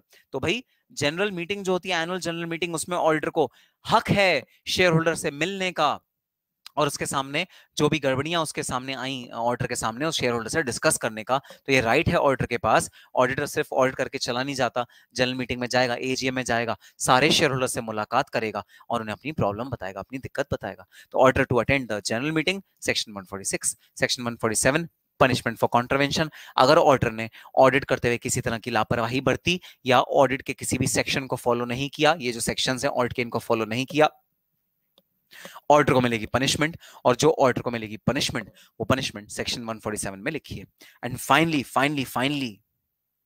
फाइनली अब देखो तुम सब जो भी अपने घर में बैठे हो ना, ऐसे ना अपना कॉलर ऐसे खड़ा कर लो, ऐसे ऐसे ऐसे कॉलर खड़ा करो। इस सेक्शन को हम जब भी पढ़ेंगे, जब हम अपनी क्लास में इस वाले सेक्शन को पढ़ेंगे, तो हम हमेशा ऐसे कॉलर खड़ा करके पढ़ेंगे, ऐसे ऐसे ऐसे ऐसे सेक्शन को कॉलर खड़ा करके पढ़ेंगे। क्यों? क्योंकि ये वो सेक्शन है जो सीएमएस को एक्सक्लूसिव पावर देता है कॉस्ट ऑडिट करने की। जी हाँ, कॉस्ट एंड मैनेजमेंट अकाउंटेंट्स को एक्सक्लूसिव पावर देने वाला, एक्सक्लूसिव राइट देने वाला, मोनोपोली देने वाला और सीएमए प्रोफेशन को एक नेक्स्ट लेवल तक उठाने वाला जो सेक्शन है कंपनीज एक्ट में, वो है section 148 of the companies act 2013। और ये सेक्शन कॉस्ट ऑडिट का सेक्शन है, जिसके एक्सक्लूसिव पावर किसके पास है? ना चार्टर्ड अकाउंटेंट के पास है, ना कंपनी सेक्रेटरी के पास है, ना एमबीए के पास है, ना बीकॉम ऑनर्स के पास है। उसकी एक्सक्लूसिव पावर है सिर्फ और सिर्फ हमारे पास। हम कौन है? हम है CMAs। तो ये सेक्शन जब भी मैं क्लास में पढ़ाऊंगा या इस सेक्शन की जब भी बात आएगी, तो मैं यहां पर अपने कॉलर को ऐसे खड़ा करूंगा।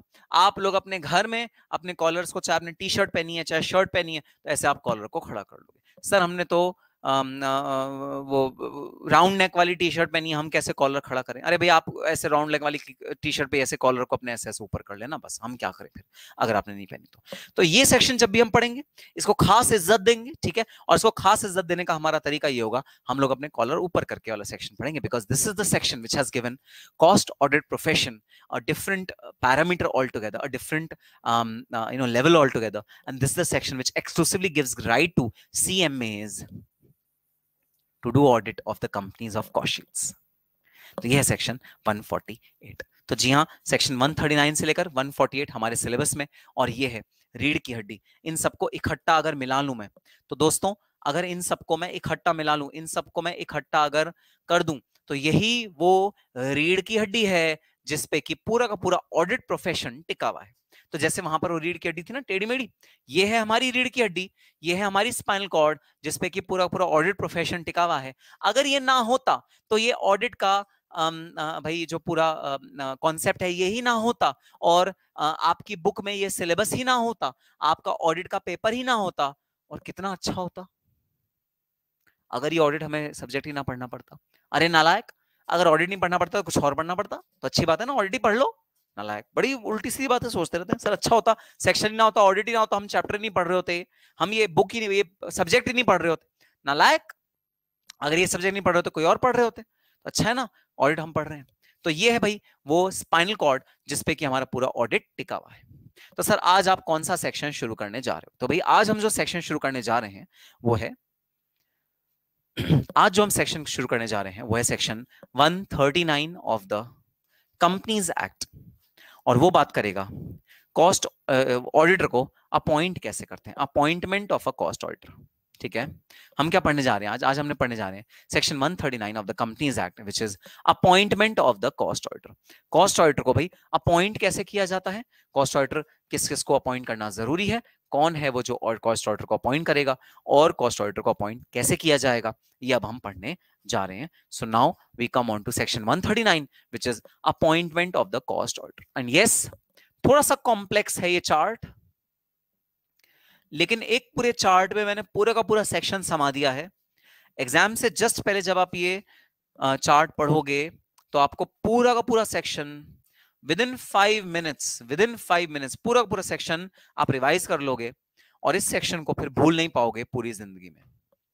ठीक है, तो ये है section 139, appointment of an auditor. Auditor का अपॉइंटमेंट कैसे होता है, ऑडिटर को हम अपॉइंट कैसे करते हैं, सेक्शन 139 वो अब हम पढ़ने जा रहे हैं। Appointment of a cost of a auditor, auditor का अपॉइंटमेंट कैसे होता है। ठीक है, तो शुरू करने से पहले आपके डाउट्स ले लूं जरा, कोई डाउट है तो। सर क्लास 1 ऑडिट है यूट्यूब में, हाँ जी हाँ बिल्कुल है, but COP is mandatory for audit bye CMA right. हाँ सीओपी तो लेना पड़ेगा, ऑडिट करने से पहले सीएमए को सीओपी तो लेना ही पड़ेगा, और मैं पढ़ाऊंगा सीओपी क्या होता है। ठीक है, थ्रू शेयर होल्डर्स की मीटिंग, यस अपॉइंट होता है शेयर होल्डर्स की मीटिंग में ऑडिटर हमेशा। Shubham Bomble hi sir, Roma Rohra appointment of auditor. Shreyanshi Sarkar, Aditya तुम कौन से चैप्टर से बिलोंग करते हो, ओ जी लो, यहाँ तो पर्सनल चैटिंग शुरू हो गई।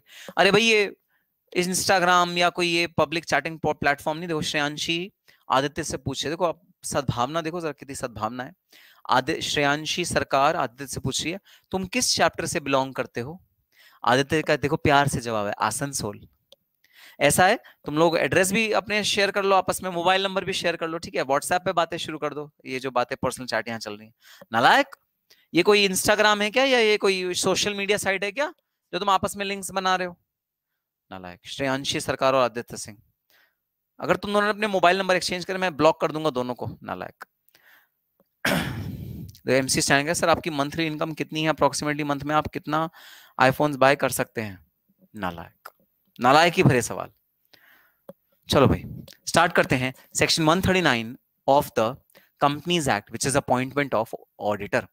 ऑडिटर को अपॉइंट कैसे किया जाता है, ऑडिटर का अपॉइंटमेंट का क्या तरीका होता है, ऑडिटर का अपॉइंटमेंट के क्या रूल्स होते हैं, अब हम वो पढ़ने जा रहे हैं। ठीक है, सो अपॉइंटमेंट ऑफ एन ऑडिटर हम शुरू करने जा रहे हैं। अच्छा, अपॉइंटमेंट हम 3 पार्ट्स में पढ़ेंगे। अपॉइंटमेंट हम 3 पार्ट्स में पढ़ेंगे। सबसे पहले फर्स्ट ऑडिटर, दूसरी बार सब्सिक्वेंट ऑडिटर, तीसरी बार कैजुअल वैकेंसी।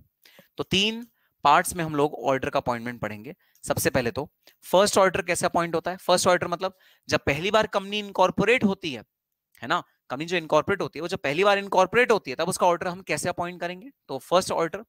सब्सिक्वेंट ऑडिटर, जब एक बार ऑडिटर अपॉइंट हो गया तो अगले साल, उससे अगले साल, उसके अगले अगले साल ऑडिटर कैसे अपॉइंट होगा, इसे बोलते हैं सब्सिक्वेंट ऑडिटर। सब्सिक्वेंट मतलब बाद का, तो पहला तो हो गया जो पहले साल में अपॉइंट होगा जब पहली बार कंपनी इनकॉर्पोरेट हुई, उसके बाद जब अगले साल दर साल आते रहेंगे तब ऑडिटर हम कैसे अपॉइंट करेंगे, it is known as subsequent auditor. और तीसरा है कैजुअल वैकेंसी।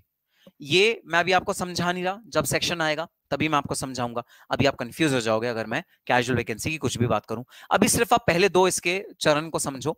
नंबर 1, जब कंपनी इनकॉर्पोरेट होती है, भाई मान लो मेरी कंपनी आज इनकॉर्पोरेट हो गई, ठीक है। अच्छा जरा चैट बॉक्स में बता देना, अरे भाई चैट बॉक्स में बताना, बड़ा अच्छा सवाल पूछ रहा हूं। कंपनी जो इनकॉर्पोरेट होती है, क्या वो सिर्फ 1 अप्रैल को इनकॉर्पोरेट हो सकती है, या वो सिर्फ 31 मार्च को इनकॉर्पोरेट हो सकती है, या साल के दौरान किसी भी डेट पे इनकॉर्पोरेट हो सकती है, जरा चैट बॉक्स में बता दो। क्या ऐसा जरूरी है कि जो कंपनी है वो 1 अप्रैल को ही इनकॉर्पोरेट हो, first day of the financial year को इनकॉर्पोरेट हो, ऐसा जरूरी है, या साल में किसी भी दिन अपॉइंट हो सकती है। क्या कंपनी इनकॉर्पोरेट हो सकती है 13 जून को, अजीब सी डेट है 13 जून, या 23 मई, क्या कंपनी ऐसे किसी रैंडम डे अपॉइंट हो सकती है, कभी भी हो सकती है। Very good answer, very good, very good.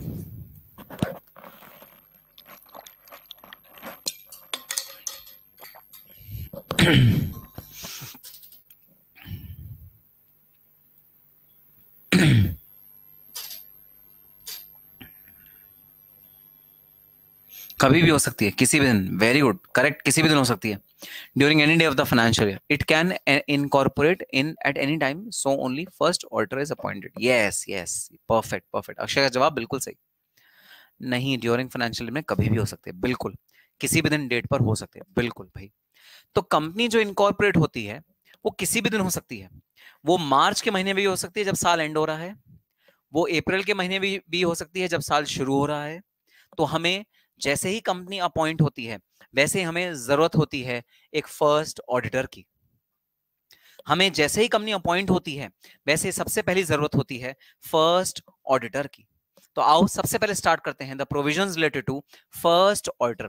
First auditor कैसे अपॉइंट होता है, हम उसके प्रोविजंस आज समझने वाले हैं। ठीक है, आज की क्लास में हम सिर्फ फर्स्ट ऑडिटर के ही प्रोविजन समझ पाएंगे क्योंकि ये लेंदी है। अगली क्लास में हम लोग सब्सिक्वेंट के शुरू करेंगे। ठीक है, परफेक्ट परफेक्ट। तो देखो, फर्स्ट ऑडिटर कंपनी का जो अपॉइंट होता है, क्योंकि कंपनी किसी भी दिन इनकॉर्पोरेट हो सकती है, तो भाई आइडियली मैंने जो तुम्हें बताया, ऑडिटर को अपॉइंट करने का जो राइट होता है वो किसके पास होता है, शेयर होल्डर्स के पास होता है। क्यों शेयर होल्डर्स के पास क्यों होता है, क्योंकि वो मालिक होते हैं, वो चाहते हैं बोर्ड ऑफ डायरेक्टर्स की खैर खबर खोज रखना, है ना। तो वो ऑडिटर को अपॉइंट करते हैं, कौन, shareholders. Shareholders appoint the auditor generally. ठीक है, लेकिन जब बात आती है फर्स्ट ऑडिटर की, जब बात आती है फर्स्ट ऑडिटर की, तो भाई अब कंपनी साल में किसी भी दिन इनकॉर्पोरेट हो सकती है। तो हम बजाय कि इंतजार करें कि हाँ कब जनरल मीटिंग होगी, एजीएम कब होगी कंपनी की, अरे भाई एजीएम कब होगी कंपनी की, इंतजार करें, क्योंकि एजीएम में ही शेयर होल्डर मिलते हैं। साल में एक बार जो शेयर होल्डर होते हैं वो कहाँ मिलते हैं, एजीएम में मिलते हैं। ठीक है, तो बजाय कि कंपनी इंतजार करे, अरे शेयर होल्डर मिले फिर हम कंपनी इनकॉर्पोरेट कराएं, अरे शेयर होल्डर मिले फिर हम कंपनी इनकॉर्पोरेट कब फिर हम ऑर्डर को अपॉइंट कराएं, बजाय कि ऐसे इंतजार करें, जो फर्स्ट ऑर्डर को नियुक्त करने का जो राइट होता है ना, वो शेयर होल्डर की बजाय बोर्ड ऑफ डायरेक्टर्स को दे दिया जाता है। ये एक एक्सेप्शन है, एक्सेप्शन। यूजुअल सबसे जो इंपॉर्टेंट भाई कॉन्सेप्ट है वो क्या है, वो ये है कि कंपनी जब भाई ऑर्डर को अपॉइंट करती है तो शेयर होल्डर अपॉइंट करेगा, बोर्ड ऑफ डायरेक्टर अपॉइंट नहीं करेगा, शेयर होल्डर अपॉइंट करेगा। ये यूजुअल भाई फिनोमिना है। लेकिन इस केस में जहां पर फर्स्ट ऑर्डर अपॉइंट होता है, जब फर्स्ट ऑर्डर अपॉइंट होता है तो भाई रूल क्या लगता है, रूल ये लगता है कि बोर्ड ऑफ डायरेक्टर को करने दो। कि बोर्ड ऑफ डायरेक्टर तो कितने होते हैं, बोर्ड ऑफ डायरेक्टर 8-10 है ना, शेयर होल्डर कितने होते हैं, 50,000, 10,000। तो शेयर होल्डर को इकट्ठा करना एजीएम में, उनको बुलाना, उनसे सलाह मशवरा करना मुश्किल काम होता है और लेंदी प्रोसीजर होता है।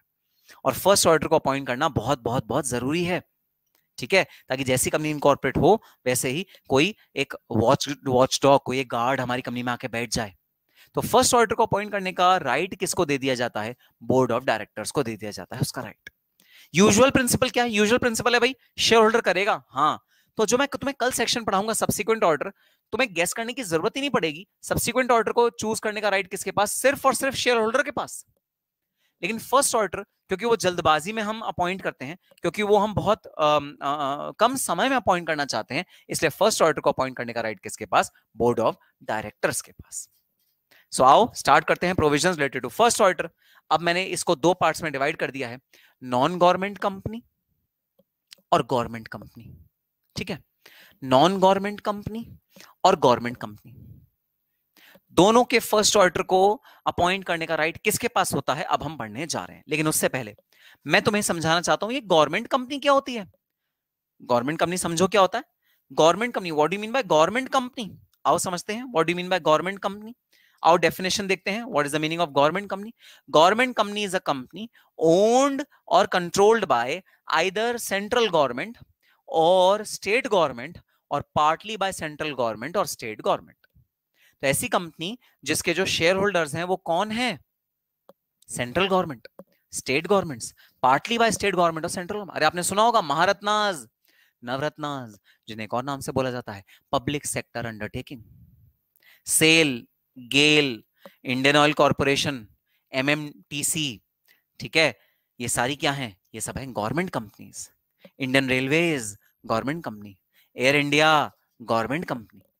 इनके जो शेयर होल्डर्स हैं, इनका जो राइट ले रखा है कंट्रोल और ओनरशिप का, किसने लिया हुआ है, गवर्नमेंट ऑफ इंडिया ने लिया हुआ है। तो ऐसी वो सारी कंपनीज विच आर कंट्रोल्ड और owned by central government, state government और partly by both, they are known as government companies. अब देखो भाई, देखो भाई, मैं सारे सेक्शन में तुम्हें दो पार्ट्स पढ़ाऊंगा, सारे सेक्शन में दो पार्ट्स पढ़ाऊंगा। एक पढ़ाऊंगा how to appoint auditor of government company, और एक पढ़ाऊंगा how to appoint auditor of non government company. Sir एक बात बताओ सर ये दो अलग अलग क्यों? गवर्नमेंट कंपनी के ऑडिटर का अपॉइंटमेंट का तरीका भी सर वही होना चाहिए था जो नॉन गवर्नमेंट कंपनी के तरीका होगा, दोनों का सेम तरीका होना चाहिए था। सर तरीके में फर्क क्यों? अरे तरीके में फर्क इसलिए क्योंकि दोनों कंपनीज में बहुत बड़ा फर्क। जो गवर्नमेंट कंपनीज होती हैं बड़ी बड़ी, उनमें घपले, घोटाले, करप्शन बहुत ज्यादा लेवल का होता है, उसमें चांसेस ज्यादा हैं, क्योंकि पैसा जो है पब्लिक का पैसा लग रहा है, तो कोई बॉदर नहीं करता पब्लिक के पैसे को ढंग से भाई यूज करने का। वहां बहुत ज्यादा घपले होने के चांस है गवर्नमेंट कंपनी में। इसलिए गवर्नमेंट कंपनी के ऑडिट के जो प्रोविजंस होंगे वो कौन गवर्न करेगा? वो गवर्न करेगी एक स्पेशल गवर्नमेंट बॉडी जिसको बोला जाता है controller and auditor general of India. और जो नॉन गवर्नमेंट कंपनी है, जो प्राइवेट कंपनीज है, जो प्राइवेट लोगों के हाथ में है, जैसे Reliance industries limited, Tata Motors, Tata के अदर अदर कंपनीज, या वेदांता लिमिटेड या नेस्ले लिमिटेड, जो प्राइवेट लोगों के ओन में है कंपनीज, उनमें भाई सीएजी का कोई रोल नहीं होता, controller auditor general of India का कोई रोल नहीं होता, उसके ऑडिटर्स प्राइवेट लोग होते हैं, तो वहां कोई टेंशन नहीं है। टेंशन कहां है? टेंशन है गवर्नमेंट कंपनीज में। पब्लिक पैसा इन्वॉल्व है, पब्लिक पैसा अगर इन्वॉल्व है तो घपले का चांस ऑफकोर्स ज्यादा होता है, क्योंकि परवाह नहीं होती। ठीक है, सो इसलिए मैं हर एक सेक्शन को ना दो पार्ट्स में तुम्हें डिवाइड करके बताऊंगा, एक नॉन गवर्नमेंट कंपनी के ऑर्डर का अपॉइंटमेंट, एक गवर्नमेंट कंपनी के ऑर्डर का अपॉइंटमेंट। मैंने मोटा मोटा तुम्हें रीजन बता दिया है। गवर्नमेंट कंपनी के केस में सीएजी का इंटरफेरेंस होता है ऑडिट में, सीएजी जो है ऑडिट को कंट्रोल करती है, गवर्न करती है, इस वजह से नॉन गवर्नमेंट कंपनी के प्रोविजंस अलग, गवर्नमेंट कंपनी के प्रोविजंस अलग, दोनों के प्रोविजन अलग अलग होते हैं फर्स्ट ऑर्डर को अपॉइंट करने के रिस्पेक्ट में। आओ स्टार्ट करते हैं। अगर एक नॉन गवर्नमेंट कंपनी है, अरे भाई नॉन गवर्नमेंट कंपनी कौन सी होती है? प्राइवेट कंपनी जिनके मालिक प्राइवेट लोग हैं, सेंट्रल गवर्नमेंट स्टेट गवर्नमेंट का इसमें कोई हाथ नहीं है, इसके जो ओनर्स हैं वो प्राइवेट हैं, इसका कंट्रोल प्राइवेट लोगों के हाथों में है। जो नॉन गवर्नमेंट कंपनी है उनके फर्स्ट ऑडिटर्स, मतलब जब वो जिस साल इनकॉर्पोरेट हुई, उनके फर्स्ट ऑडिटर को अपॉइंट करने का राइट किसके पास होता है? बोर्ड ऑफ डायरेक्टर्स के पास होता है। मैंने तुम्हें पहले ही बताया, पहला ऑर्डर अपॉइंट करने की जल्दबाजी होती है, इंतजार नहीं कर सकते कि 10,000 शेयर होल्डर्स को इकट्ठा करें और तब जाकर डिसीजन लें। अरे नहीं होता टाइम भाई इतना, तो 8-10 जितने भी बोर्ड ऑफ डायरेक्टर्स हैं आपस में बैठते हैं और ऑडिटर को अपॉइंट कर लेते हैं। टाइम लिमिट दी हुई है, with in 30 days of registration of the company. अरे भाई ऑडिटर जो अपॉइंट होगा वो कितने दिन में अपॉइंट होगा? 30 days of registration of the company, जिस दिन कंपनी रजिस्टर हुई उसके 30 दिन के अंदर अंदर बोर्ड ऑफ डायरेक्टर्स को ऑडिटर को अपॉइंट करना मैंडेटरी है, करेगा ही करेगा। क्वेश्चन आया है, क्वेश्चन कह रहा है हु इज सीएजी? अरे भाई देखो सीएजी क्या होता है। CAG is a government body, ये गवर्नमेंट बॉडी है जो गवर्नमेंट कंपनी के ऑडिट्स को गवर्न करती है। इसका फुल फॉर्म क्या है? CAG is equal to controller and auditor general of India, ये है सीएजी। ये गवर्नमेंट ने बनाई हुई अथॉरिटी है, सेंट्रल गवर्नमेंट के अधीन आती है, ये गवर्नमेंट की बनी हुई अथॉरिटी है जो जितनी भी गवर्नमेंट कंपनीज हैं उनको ऑडिट करती हैं और ये इंश्योर करती हैं कि उनमें कोई घपला नहीं हो रहा। तो भाई जैसे मान लो आपको पता है गवर्नमेंट में किस तरह से कई बार घपले हो जाते हैं, ठीक है। गवर्नमेंट में जैसे मान लो पानी का खर्चा हुआ, एक ग्लास पानी का किसी फंक्शन में डिस्ट्रीब्यूट हुआ, उस ग्लास की कॉस्ट थी भाई 5 रुपए पर ग्लास, ठीक है। बट गवर्नमेंट ने उसको पे किया 15 रुपए पर ग्लास। क्यों पे किया? वेंडर को इसलिए पे किया क्योंकि वेंडर रिश्वत दे रहा है गवर्नमेंट के लोगों को, इस तरह की कुछ चीज हो सकती है, ठीक है। उसको रोकने के लिए गवर्नमेंट ऑफ इंडिया ने बोला कि भाई हमें एक बहुत स्ट्रॉन्ग अथॉरिटी चाहिए जो गवर्नमेंट कंपनीज के किसी भी घपले को रोक सके। वो स्ट्रॉन्ग अथॉरिटी कौन सी है? वो स्ट्रॉन्ग अथॉरिटी है CAG, controller and auditor general of India. It's a central government body. तो गवर्नमेंट कंपनी का जो ऑडिट होगा वो कौन गवर्न करेगा? सीएजी गवर्न करेगा, ठीक है। और जो प्राइवेट कंपनी के ऑडिट है वो कंपनीज एक्ट के नॉर्मल प्रोविजंस गवर्न करेंगे, ठीक है। बात समझ में है डिफरेंस?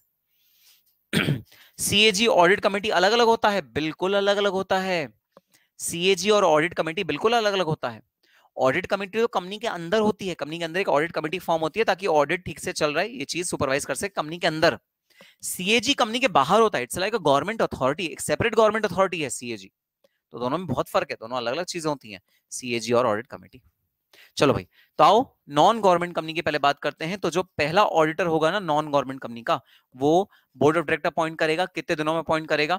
30 डेज के अंदर अंदर अपॉइंट करेगा। 30 डेज में फर्स्ट ऑडिटर अपॉइंट हो जाना चाहिए, 30 days of registration of the company. Suppose 30 days के अंदर अंदर बोर्ड ऑफ डायरेक्टर ने कंपनी का ऑडिटर अपॉइंट नहीं किया, तो फिर if board of director don't appoint the auditors within time limit, members to appoint within 90 days in an extraordinary general meeting।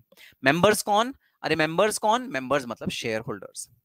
तो अगर ऑडिटर बोर्ड ऑफ डायरेक्टर ने नहीं अपॉइंट किया, गलती हो गई भाई, कई बार क्या होता है कंपनी जब इनकॉर्पोरेट हुई होती है बहुत सारे काम होते हैं करने के लिए, बोर्ड ऑफ डायरेक्टर भूल गए कि 30 दिन में ऑडिटर भी अपॉइंट करना था, अब क्या करें, बोर्ड ऑफ डायरेक्टर फटाफट शेयर होल्डर को मीटिंग उठानी पड़ेगी और एक्स्ट्राऑर्डिनरी जनरल मीटिंग करनी पड़ेगी, क्योंकि एजीएम पता नहीं हो ना हो, कब हो पता नहीं, आपको फर्क तो पता होगा ना क्योंकि आपने लॉ पढ़ा है, एजीएम एनुअल जनरल मीटिंग और एक्स्ट्राऑर्डिनरी जनरल मीटिंग। एक्स्ट्राऑर्डिनरी होती है जो आपातकालीन स्थिति में आप जनरल मीटिंग बुलाते हो शेयर होल्डर्स की। तो अगर मान लो बोर्ड ऑफ डायरेक्टर भूल गए 30 दिन के अंदर अंदर ऑर्डर फर्स्ट ऑर्डर को अपॉइंट करना, तो फटाफट शेयर होल्डर की ईजीएम बुलाओ 90 डेज के अंदर अंदर, 30 दिन के बाद 90 डेज के अंदर अंदर ईजीएम बुलाओ और ईजीएम में फर्स्ट ऑर्डर फटाफट अपॉइंट करो। फर्स्ट ऑर्डर को अपॉइंट करने की जल्दी इसलिए क्योंकि हम चाहते हैं कि डे वन से हमारी कंपनी में कोई भी तरह का घपला ना हो, किसी भी तरह का मैल फंक्शन ना हो डे वन से। सर ठीक है, तो अगर बोर्ड ऑफ डायरेक्टर ने नहीं करा फर्स्ट ऑर्डर अपॉइंट तो हम शेयर होल्डर से करवाते हैं 90 डेज के अंदर अंदर in an EGM extraordinary general meeting में हम लोग बोर्ड ऑफ डायरेक्टर से शेयर होल्डर को अपॉइंट करवाते हैं। ठीक है, ये अपॉइंट कराना जरूरी है। ठीक है, ओके सर। चलो एक हम जरा प्रैक्टिकल क्वेश्चन करके देखें इस वाले प्रोविजन का। तो भाई ये हमने एक छोटा सा प्रोविजन पढ़ा, एक पार्ट पढ़ा, ठीक है, एक एक करके जरा इसका प्रैक्टिकल क्वेश्चन भी करके देखते हैं। आओ स्टार्ट करते हैं प्रैक्टिकल क्वेश्चन। ठीक है, आपको अपने रजिस्टर में ये प्रैक्टिकल क्वेश्चन लिखना है भाई। ठीक है, चाहे तो अभी लिख लो या फिर अभी सिर्फ फोटो खींच के रख लो, बाद में लिख लेना, आपकी मर्जी। वीडियो को जो लोग रिकॉर्डिंग देख रहे हैं वो वीडियो को पॉज करके क्वेश्चन लिख लो। ठीक है, क्वेश्चन लिख लो अपने रजिस्टर में, क्वेश्चन लिख लो ये वाला क्वेश्चन है, Kuber Kheni private limited incorporated on 1 May 2024। तो कुबेर खेनी प्राइवेट लिमिटेड एक कंपनी है भाई, वो कब इनकॉर्पोरेट हुई? 1 मई 2024 को इनकॉर्पोरेट हुई। Is engaged in tobacco business, ये किस बिजनेस में एंगेज है? टोबैको के बिजनेस में एंगेज है। Mister Chanchal the MD, managing director का नाम देखो क्या है एमडी का, चंचल। ऑन 20th May 2024, अरे अरे अरे देखो 1 मई को कंपनी इनकॉर्पोरेट हुई, 30 दिन के अंदर अंदर ऑर्डर को अपॉइंट करना होता है, वाह 20 मई को अपॉइंट भी हो गया। On 20th May 2024 himself appointed CA Anuraj, अरे वाह हमारा स्टूडेंट अनुराज, तुमने बताया नहीं, तुम तो ऑर्डर इतनी बड़ी कंपनी के भाई, very good. CA Anuraj his daughter's husband, अच्छा अनुराज तुम्हारी शादी भी हो गई, अनुराज सिंह की शादी भी हो गई, कमाल है। उज्जवल बताया नहीं इसने, शादी में भी नहीं बुलाया, चलो कोई नहीं। Himself appointed CA Anuraj, his daughter's husband, as the first auditor of the company. First auditor of the company MD ने अपॉइंट कर लिया। कब अपॉइंट किया? 20 मई को अपॉइंट किया। Comment on the provisions related to appointment of first auditor. सबसे आपको बताना है कि फर्स्ट ऑडिटर के जो अपॉइंटमेंट होता है उसके प्रोविजंस क्या हैं जो कंपनीज एक्ट में लिखे हैं। ठीक है, दूसरा आपको बताना है validity of action of MD, MD का जो एक्शन है वो वैलिड है या इनवैलिड है। अरे भाई सुनना, 30 दिन के अंदर अंदर किया क्या? हाँ सर 30 दिन के अंदर अंदर कर दिया, तो जरा चैट बॉक्स में बता दो एमडी ने जो ऑर्डर फर्स्ट ऑर्डर अपॉइंट किया वैलिड है या इनवैलिड है, चैट बॉक्स में बता दो। ठीक है, 30 दिन के अंदर अंदर कर दिया फर्स्ट ऑर्डर अपॉइंट, 1 मई को करना था, 1 मई को कंपनी इनकॉर्पोरेट हुई, 20 मई को ऑर्डर को अपॉइंट कर दिया फर्स्ट ऑर्डर को एमडी ने। बताओ करेक्ट या रॉन्ग? सार्थक कह रहा है नालायक, सार्थक सोलंकी कह रहा है सर टोबैको का बिजनेस हो और एमडी चंचल ना हो, ऐसा तो पॉसिबल ही नहीं है, नालायक। चलो भाई, validity of action of MD, MD के एक्शन की वैलिडिटी क्या है? क्या एमडी का एक्शन वैलिड है? क्या एमडी का जो एक्शन है वो सही है? आपको दूसरे पॉइंट पे ये कमेंट करना है। आप मुझे बिना अभी चेक करे बताओ क्या उसका एक्शन वैलिड है, क्योंकि देखो 1 मई को इनकॉर्पोरेट हुई कंपनी, 20 मई को उसने भाई ऑडिटर को अपॉइंट भी कर दिया, मेरे हिसाब से तो वैलिड है, मेरे हिसाब से लग रहा है भी ठीक है। तो बता दो जरा एमडी का जो एक्शन है वो ठीक है या ठीक नहीं है, इस रिस्पेक्ट में वैलिड है या नहीं है? आदित्य कह रहा है इनवैलिड, अरे रीजन तो दो, जो इनवैलिड वाले हैं रीजन तो दो। एमसी स्टैन कह रहा है वैलिड, अरे स्पेलिंग देखो वैलिड की, नालायक एमसी स्टैन। अनुराज कह रहा है करेक्ट, आदित्य सिंह कह रहे हैं इनवैलिड, रोमा रोहरा कह रहे correct, Avni correct, Sumitra correct, Sailila correct, valid है। अक्षय कह रहा है वैलिड है, विकी पटेल कह रहा है इनवैलिड है। अच्छा चलो देखते हैं।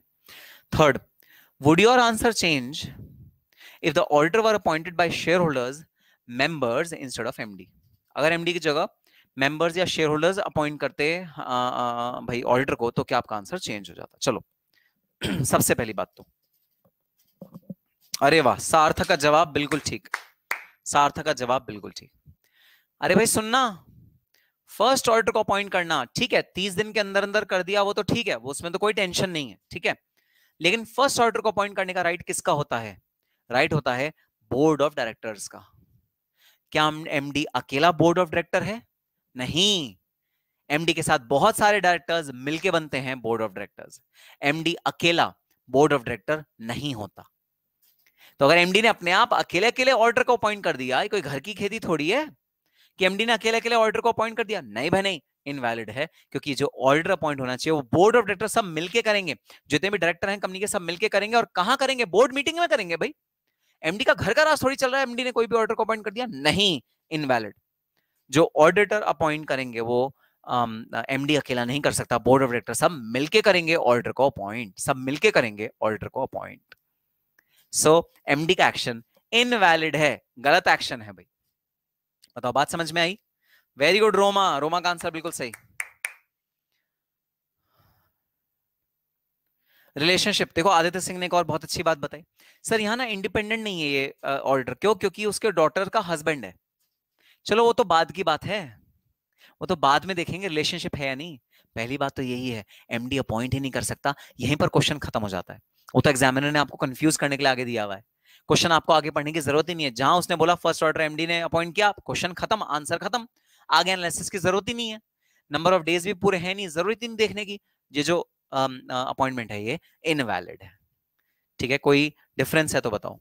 अक्षय कह रहा है difference between board of directors and MD in brief. अच्छा ठीक है, समझो भाई।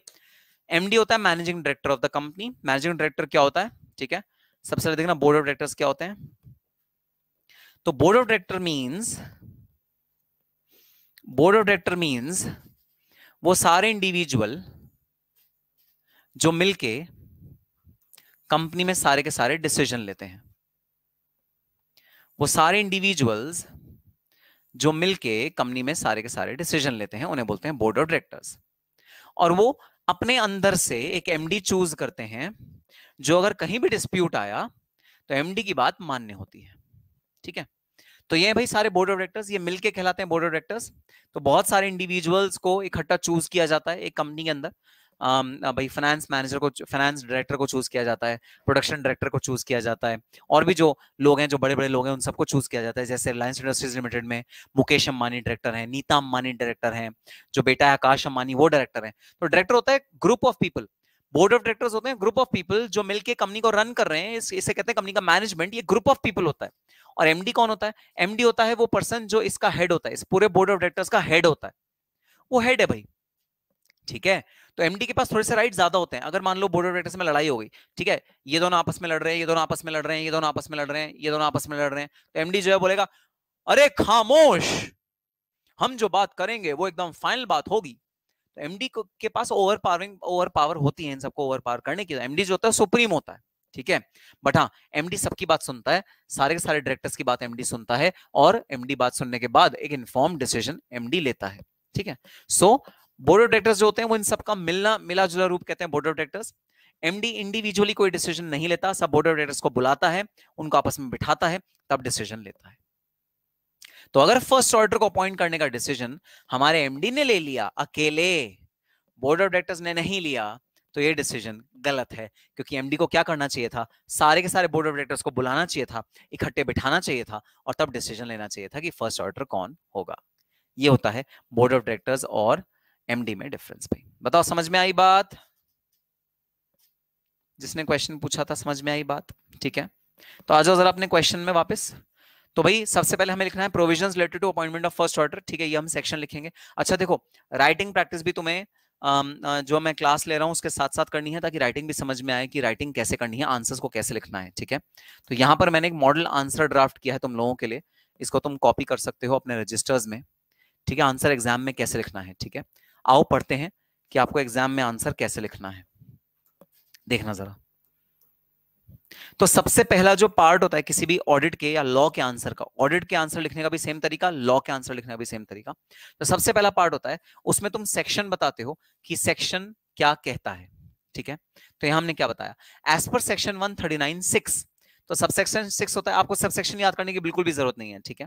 As per section 139(6) of the companies act 2013, the first auditor of a company shall be appointed by the board of directors within 30 days of registration of the company. तो ये है section, सबसे पहली चीज मैंने क्या लिखी, सेक्शन लिखी, ठीक है। तो फर्स्ट पार्ट क्या होगा, हाँ आप पिक्चर क्लिक कर सकते हो, उसके बाद में अपने रजिस्टर। अच्छा सुनो भाई, देखो आलस मत करना, पूरा आंसर आपके रजिस्टर में लिखा होना चाहिए। वादा करो, वादा करो, चैट बॉक्स में वादा करो, ठीक है। लिखो वादा वादा वादा, जेंटलमैन्स प्रॉमिस, पिंकी प्रॉमिस करो चैट बॉक्स में कि ये जितना भी यहां लिखा है ये सब आपके रजिस्टर में लिखा होगा। ये नहीं कि फोटो खींच खींचिए रख ली, सर हम एग्जाम में भी फोटो से पढ़ लेंगे, नहीं, आपके रजिस्टर में मुझे लिखा हुआ चाहिए सारा का सारा। वादा करो, वादा, चैट बॉक्स में वादा करो, ऐसे बोलो आई शपथ, जो महाराष्ट्र के लोग करो आई शपथ, और जो बॉलीवुड प्रेमी है वो कहें वादा रहा सर से स्टूडेंट्स का, हम ये सब लिखेंगे रजिस्टर में, हो आपके बोर्ड से कॉपी करके ये सब लिखेंगे हम रजिस्टर में, वादा रहा सर से स्टूडेंट्स का, रजिस्टर ना होगा हमारा खाली। वेरी गुड, आई शपथ सर तुम्ही मराठी आहात, हाँ आहात। चलो भाई, तो सेक्शन कहता है under section 139(6) of the companies act 2013, the first auditor of a company shall be appointed by the board of directors within 30 days of registration of the company. Company के रजिस्ट्रेशन के 30 दिन के अंदर अंदर आपको first auditor को appoint करना पड़ता है, किसको, बोर्ड ऑफ डायरेक्टर्स को। ये है सेक्शन जो प्रोविजन कहता है। तो पहला पार्ट हमारा प्रोविजन पूछ रहा था, हमने प्रोविजन लिख दिया। दूसरा पार्ट कह रहा है क्या एमडी का एक्शन वैलिड है, आओ पढ़ते हैं। इन द इंस्टेंट केस, तो हमेशा जब दूसरा पार्ट होगा वो होगा हमारे वाले केस में क्या है। In the instant case, MD himself has appointed the first auditor, which is in violation. Violation मतलब कानून तोड़ दिया आपने. Which is in violation of the provisions of the Companies Act. Hence, the appointment of the CA Anuraj is void, is invalid. ठीक है, void की जगह एक और वर्ड लिख सकते हो, invalid. Void और invalid. तो भाई क्योंकि बोर्ड ऑफ डायरेक्टर्स ने अनुराज को अपॉइंट नहीं किया तो अनुराज का जो अपॉइंटमेंट है वो इनवैलिड माना जाएगा, आपको अपॉइंटमेंट दोबारा से करना पड़ेगा, ठीक है। इनवैलिड है भाई, इनवैलिड। अच्छा, प्रॉमिस तो करते ही तोड़ने के लिए, देखो सार्थक सोलंकी, जितनी भी लड़कियां हैं सार्थक सोलंकी की नियत समझ लें। सार्थक सोलंकी कह रहा है प्रॉमिस तो करते ही है तोड़ने के लिए, समझ लेना सार्थक किस टाइप का लड़का है, ठीक है। और ध्यान रखना, अब देखो सार्थक तुम कैसे फंसोगे, देख लो बच्चों, देखते जाओ तुम क्या क्या होगा तुम्हारे साथ। चलो भाई, तो सेकंड था क्या एमडी का एक्शन वैलिड है, आंसर इज नो, एमडी का एक्शन वैलिड नहीं है। In the instant case, MD himself has appointed the first auditor, which is in violation of provisions of Companies Act. Hence, the appointment of C. Anuraj is void or invalid. क्योंकि जो first order appoint होना चाहिए था वो board of directors ने करना चाहिए था, एमडी ने नहीं करना चाहिए था। नेक्स्ट नेक्स्ट क्या थर्ड क्वेश्चन क्या था भाई, थर्ड क्वेश्चन बता दो। थर्ड क्वेश्चन था वुड योर आंसर चेंज, तो यहाँ हमने कह दिया इनवैलिड, हमारा दूसरे का आंसर आ गया इनवैलिड। तो अब हमारा जो अगला क्वेश्चन है वो है वुड योर आंसर चेंज, क्या ये इनवैलिड वैलिड बन जाएगा if the auditor were appointed by the share holders और मेंबर्स इंस्टेड ऑफ एमडी। तो अगर एमडी ना अपॉइंट करता और शेयर होल्डर्स अपॉइंट करते, शेयर होल्डर तो सुप्रीम होते हैं ना भाई, शेयर होल्डर तो सुप्रीम होते हैं। तो अगर first auditor shareholders appoint कर देते तो क्या ये एक्शन वैलिड हो जाता? चैट बॉक्स में लिख दो यस या नो, चैट बॉक्स में लिख दो यस या नो। अगर एमडी ना अपॉइंट करता फर्स्ट ऑडिटर और फर्स्ट ऑडिटर कौन अपॉइंट कर देते? शेयर होल्डर्स, वो तो सुप्रीम होते हैं, सुप्रीमो है भाई, वो तो मालिक है कंपनी के। अगर फर्स्ट ऑडिटर भी वही अपॉइंट कर दें, बल्ले बल्ले नी शावा ते शावा, मजा आ जाएगा, मजा आ जाएगा, मजा। बता दो क्या वैलिड हो जाएगा अगर शेयर होल्डर अपॉइंट कर देते फर्स्ट ऑडिटर को भी? स्यापा ही खत्म हो जाता। फर्स्ट ऑडिटर को अगर शेयर होल्डर अपॉइंट कर देते एमडी की बजाय, तो बताओ वैलिड होता है या नहीं होता? नहीं सर, बिल्कुल बिल्कुल नहीं। एमसी स्टैन सही कह रहा है, रोमा सही कह रही है, आदित्य सही कह रहा है। सर जब सेक्शन में लिखा है फर्स्ट ऑडिटर को अपॉइंट करने का पहला राइट बोर्ड ऑफ डायरेक्टर्स को ही मिलता है, तो बोर्ड ऑफ डायरेक्टर्स को ही मिलता है। कह दिया, बस कह दिया। कंपनीज एक्ट किसी की नहीं सुनता, कंपनीज एक्ट ने जो कह दिया सो कह दिया। फर्स्ट ऑडिटर हमेशा हमेशा board of director he choose करेंगे, शेयर होल्डर्स भी चूज नहीं कर सकते। तो देखना थर्ड पार्ट का आंसर क्या होगा? No, our answer will still not change, मतलब जो अपॉइंटमेंट है वो इनवैलिड ही रहेगा, as the shareholders are not authorized to appoint the first auditors. First auditors को shareholders अपॉइंट नहीं कर सकते, तो हमारा आंसर सेम नहीं, हमारा आंसर सेम ही रहेगा। अरे भाई तो भी इनवैलिड ही होगा, बोर्ड ऑफ डायरेक्टर्स को कहो वो चूज करें फर्स्ट ऑडिटर 30 दिन के अंदर अंदर। अगर वो 30 दिन के अंदर अंदर फर्स्ट ऑर्डर चूज नहीं करते, हमारा आंसर इनवैलिड ही रहेगा। तो तीनों का आंसर इस तरह लिखना है। तो देखो राइटिंग प्रैक्टिस आपको करनी बहुत ज्यादा जरूरी है, ठीक है। ये आंसर आपको अपने रजिस्टर में लिखना बहुत ज्यादा जरूरी है। इसी तरह क्वेश्चन और आंसर दोनों लिखना अपने रजिस्टर में, ताकि आप प्रॉपरली भाई प्रॉपरली ताकि आप इसको एग्जाम के वक्त रेफर कर पाओ और एग्जाम के वक्त इसको आप प्रॉपरली पढ़ पाओ।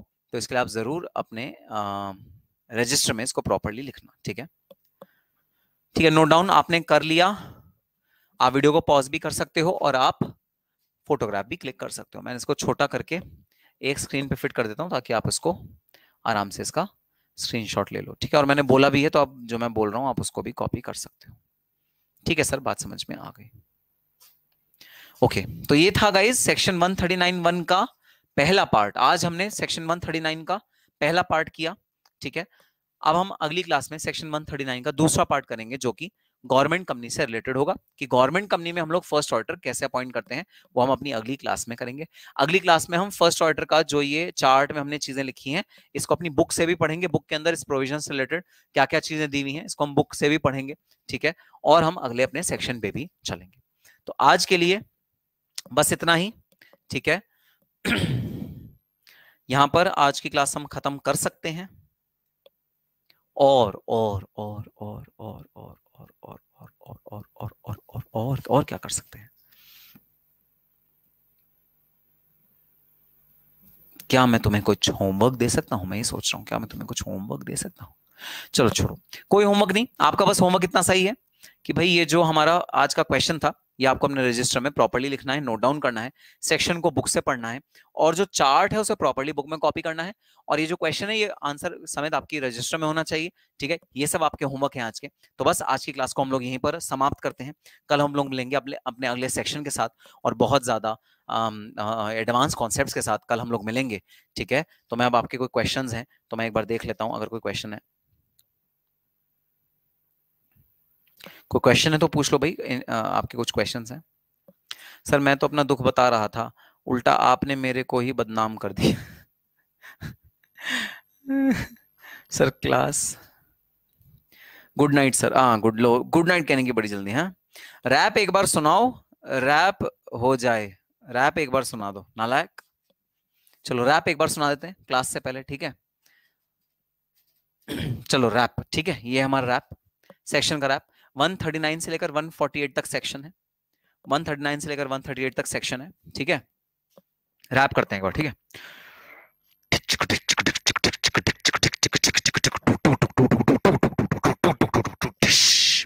आओ जी, जाओ जी, जांच परख करवाओ जी, ऑर्डर के कर्तव्य बताओ जी, रिस्ट्रिक्शंस भी बताओ जी, ऑडिट रिपोर्ट साइन करवाओ जी, जनरल मीटिंग भी अटेंड करवाओ जी, अगर कुछ गलती करी तो दंड भी दिलवाओ जी, एंड कॉस्ट ऑडिट करवाओ जी। आओ जी, जाओ जी, आओ जी, जाओ जी।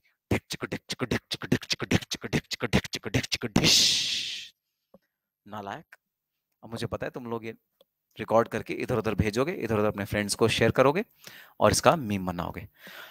All right, that's all for this particular session, guys. We'll be meeting in our subsequent sessions with more such concepts of audit. Till that time, all the very best and happy studying. Bye bye. See you in the next session.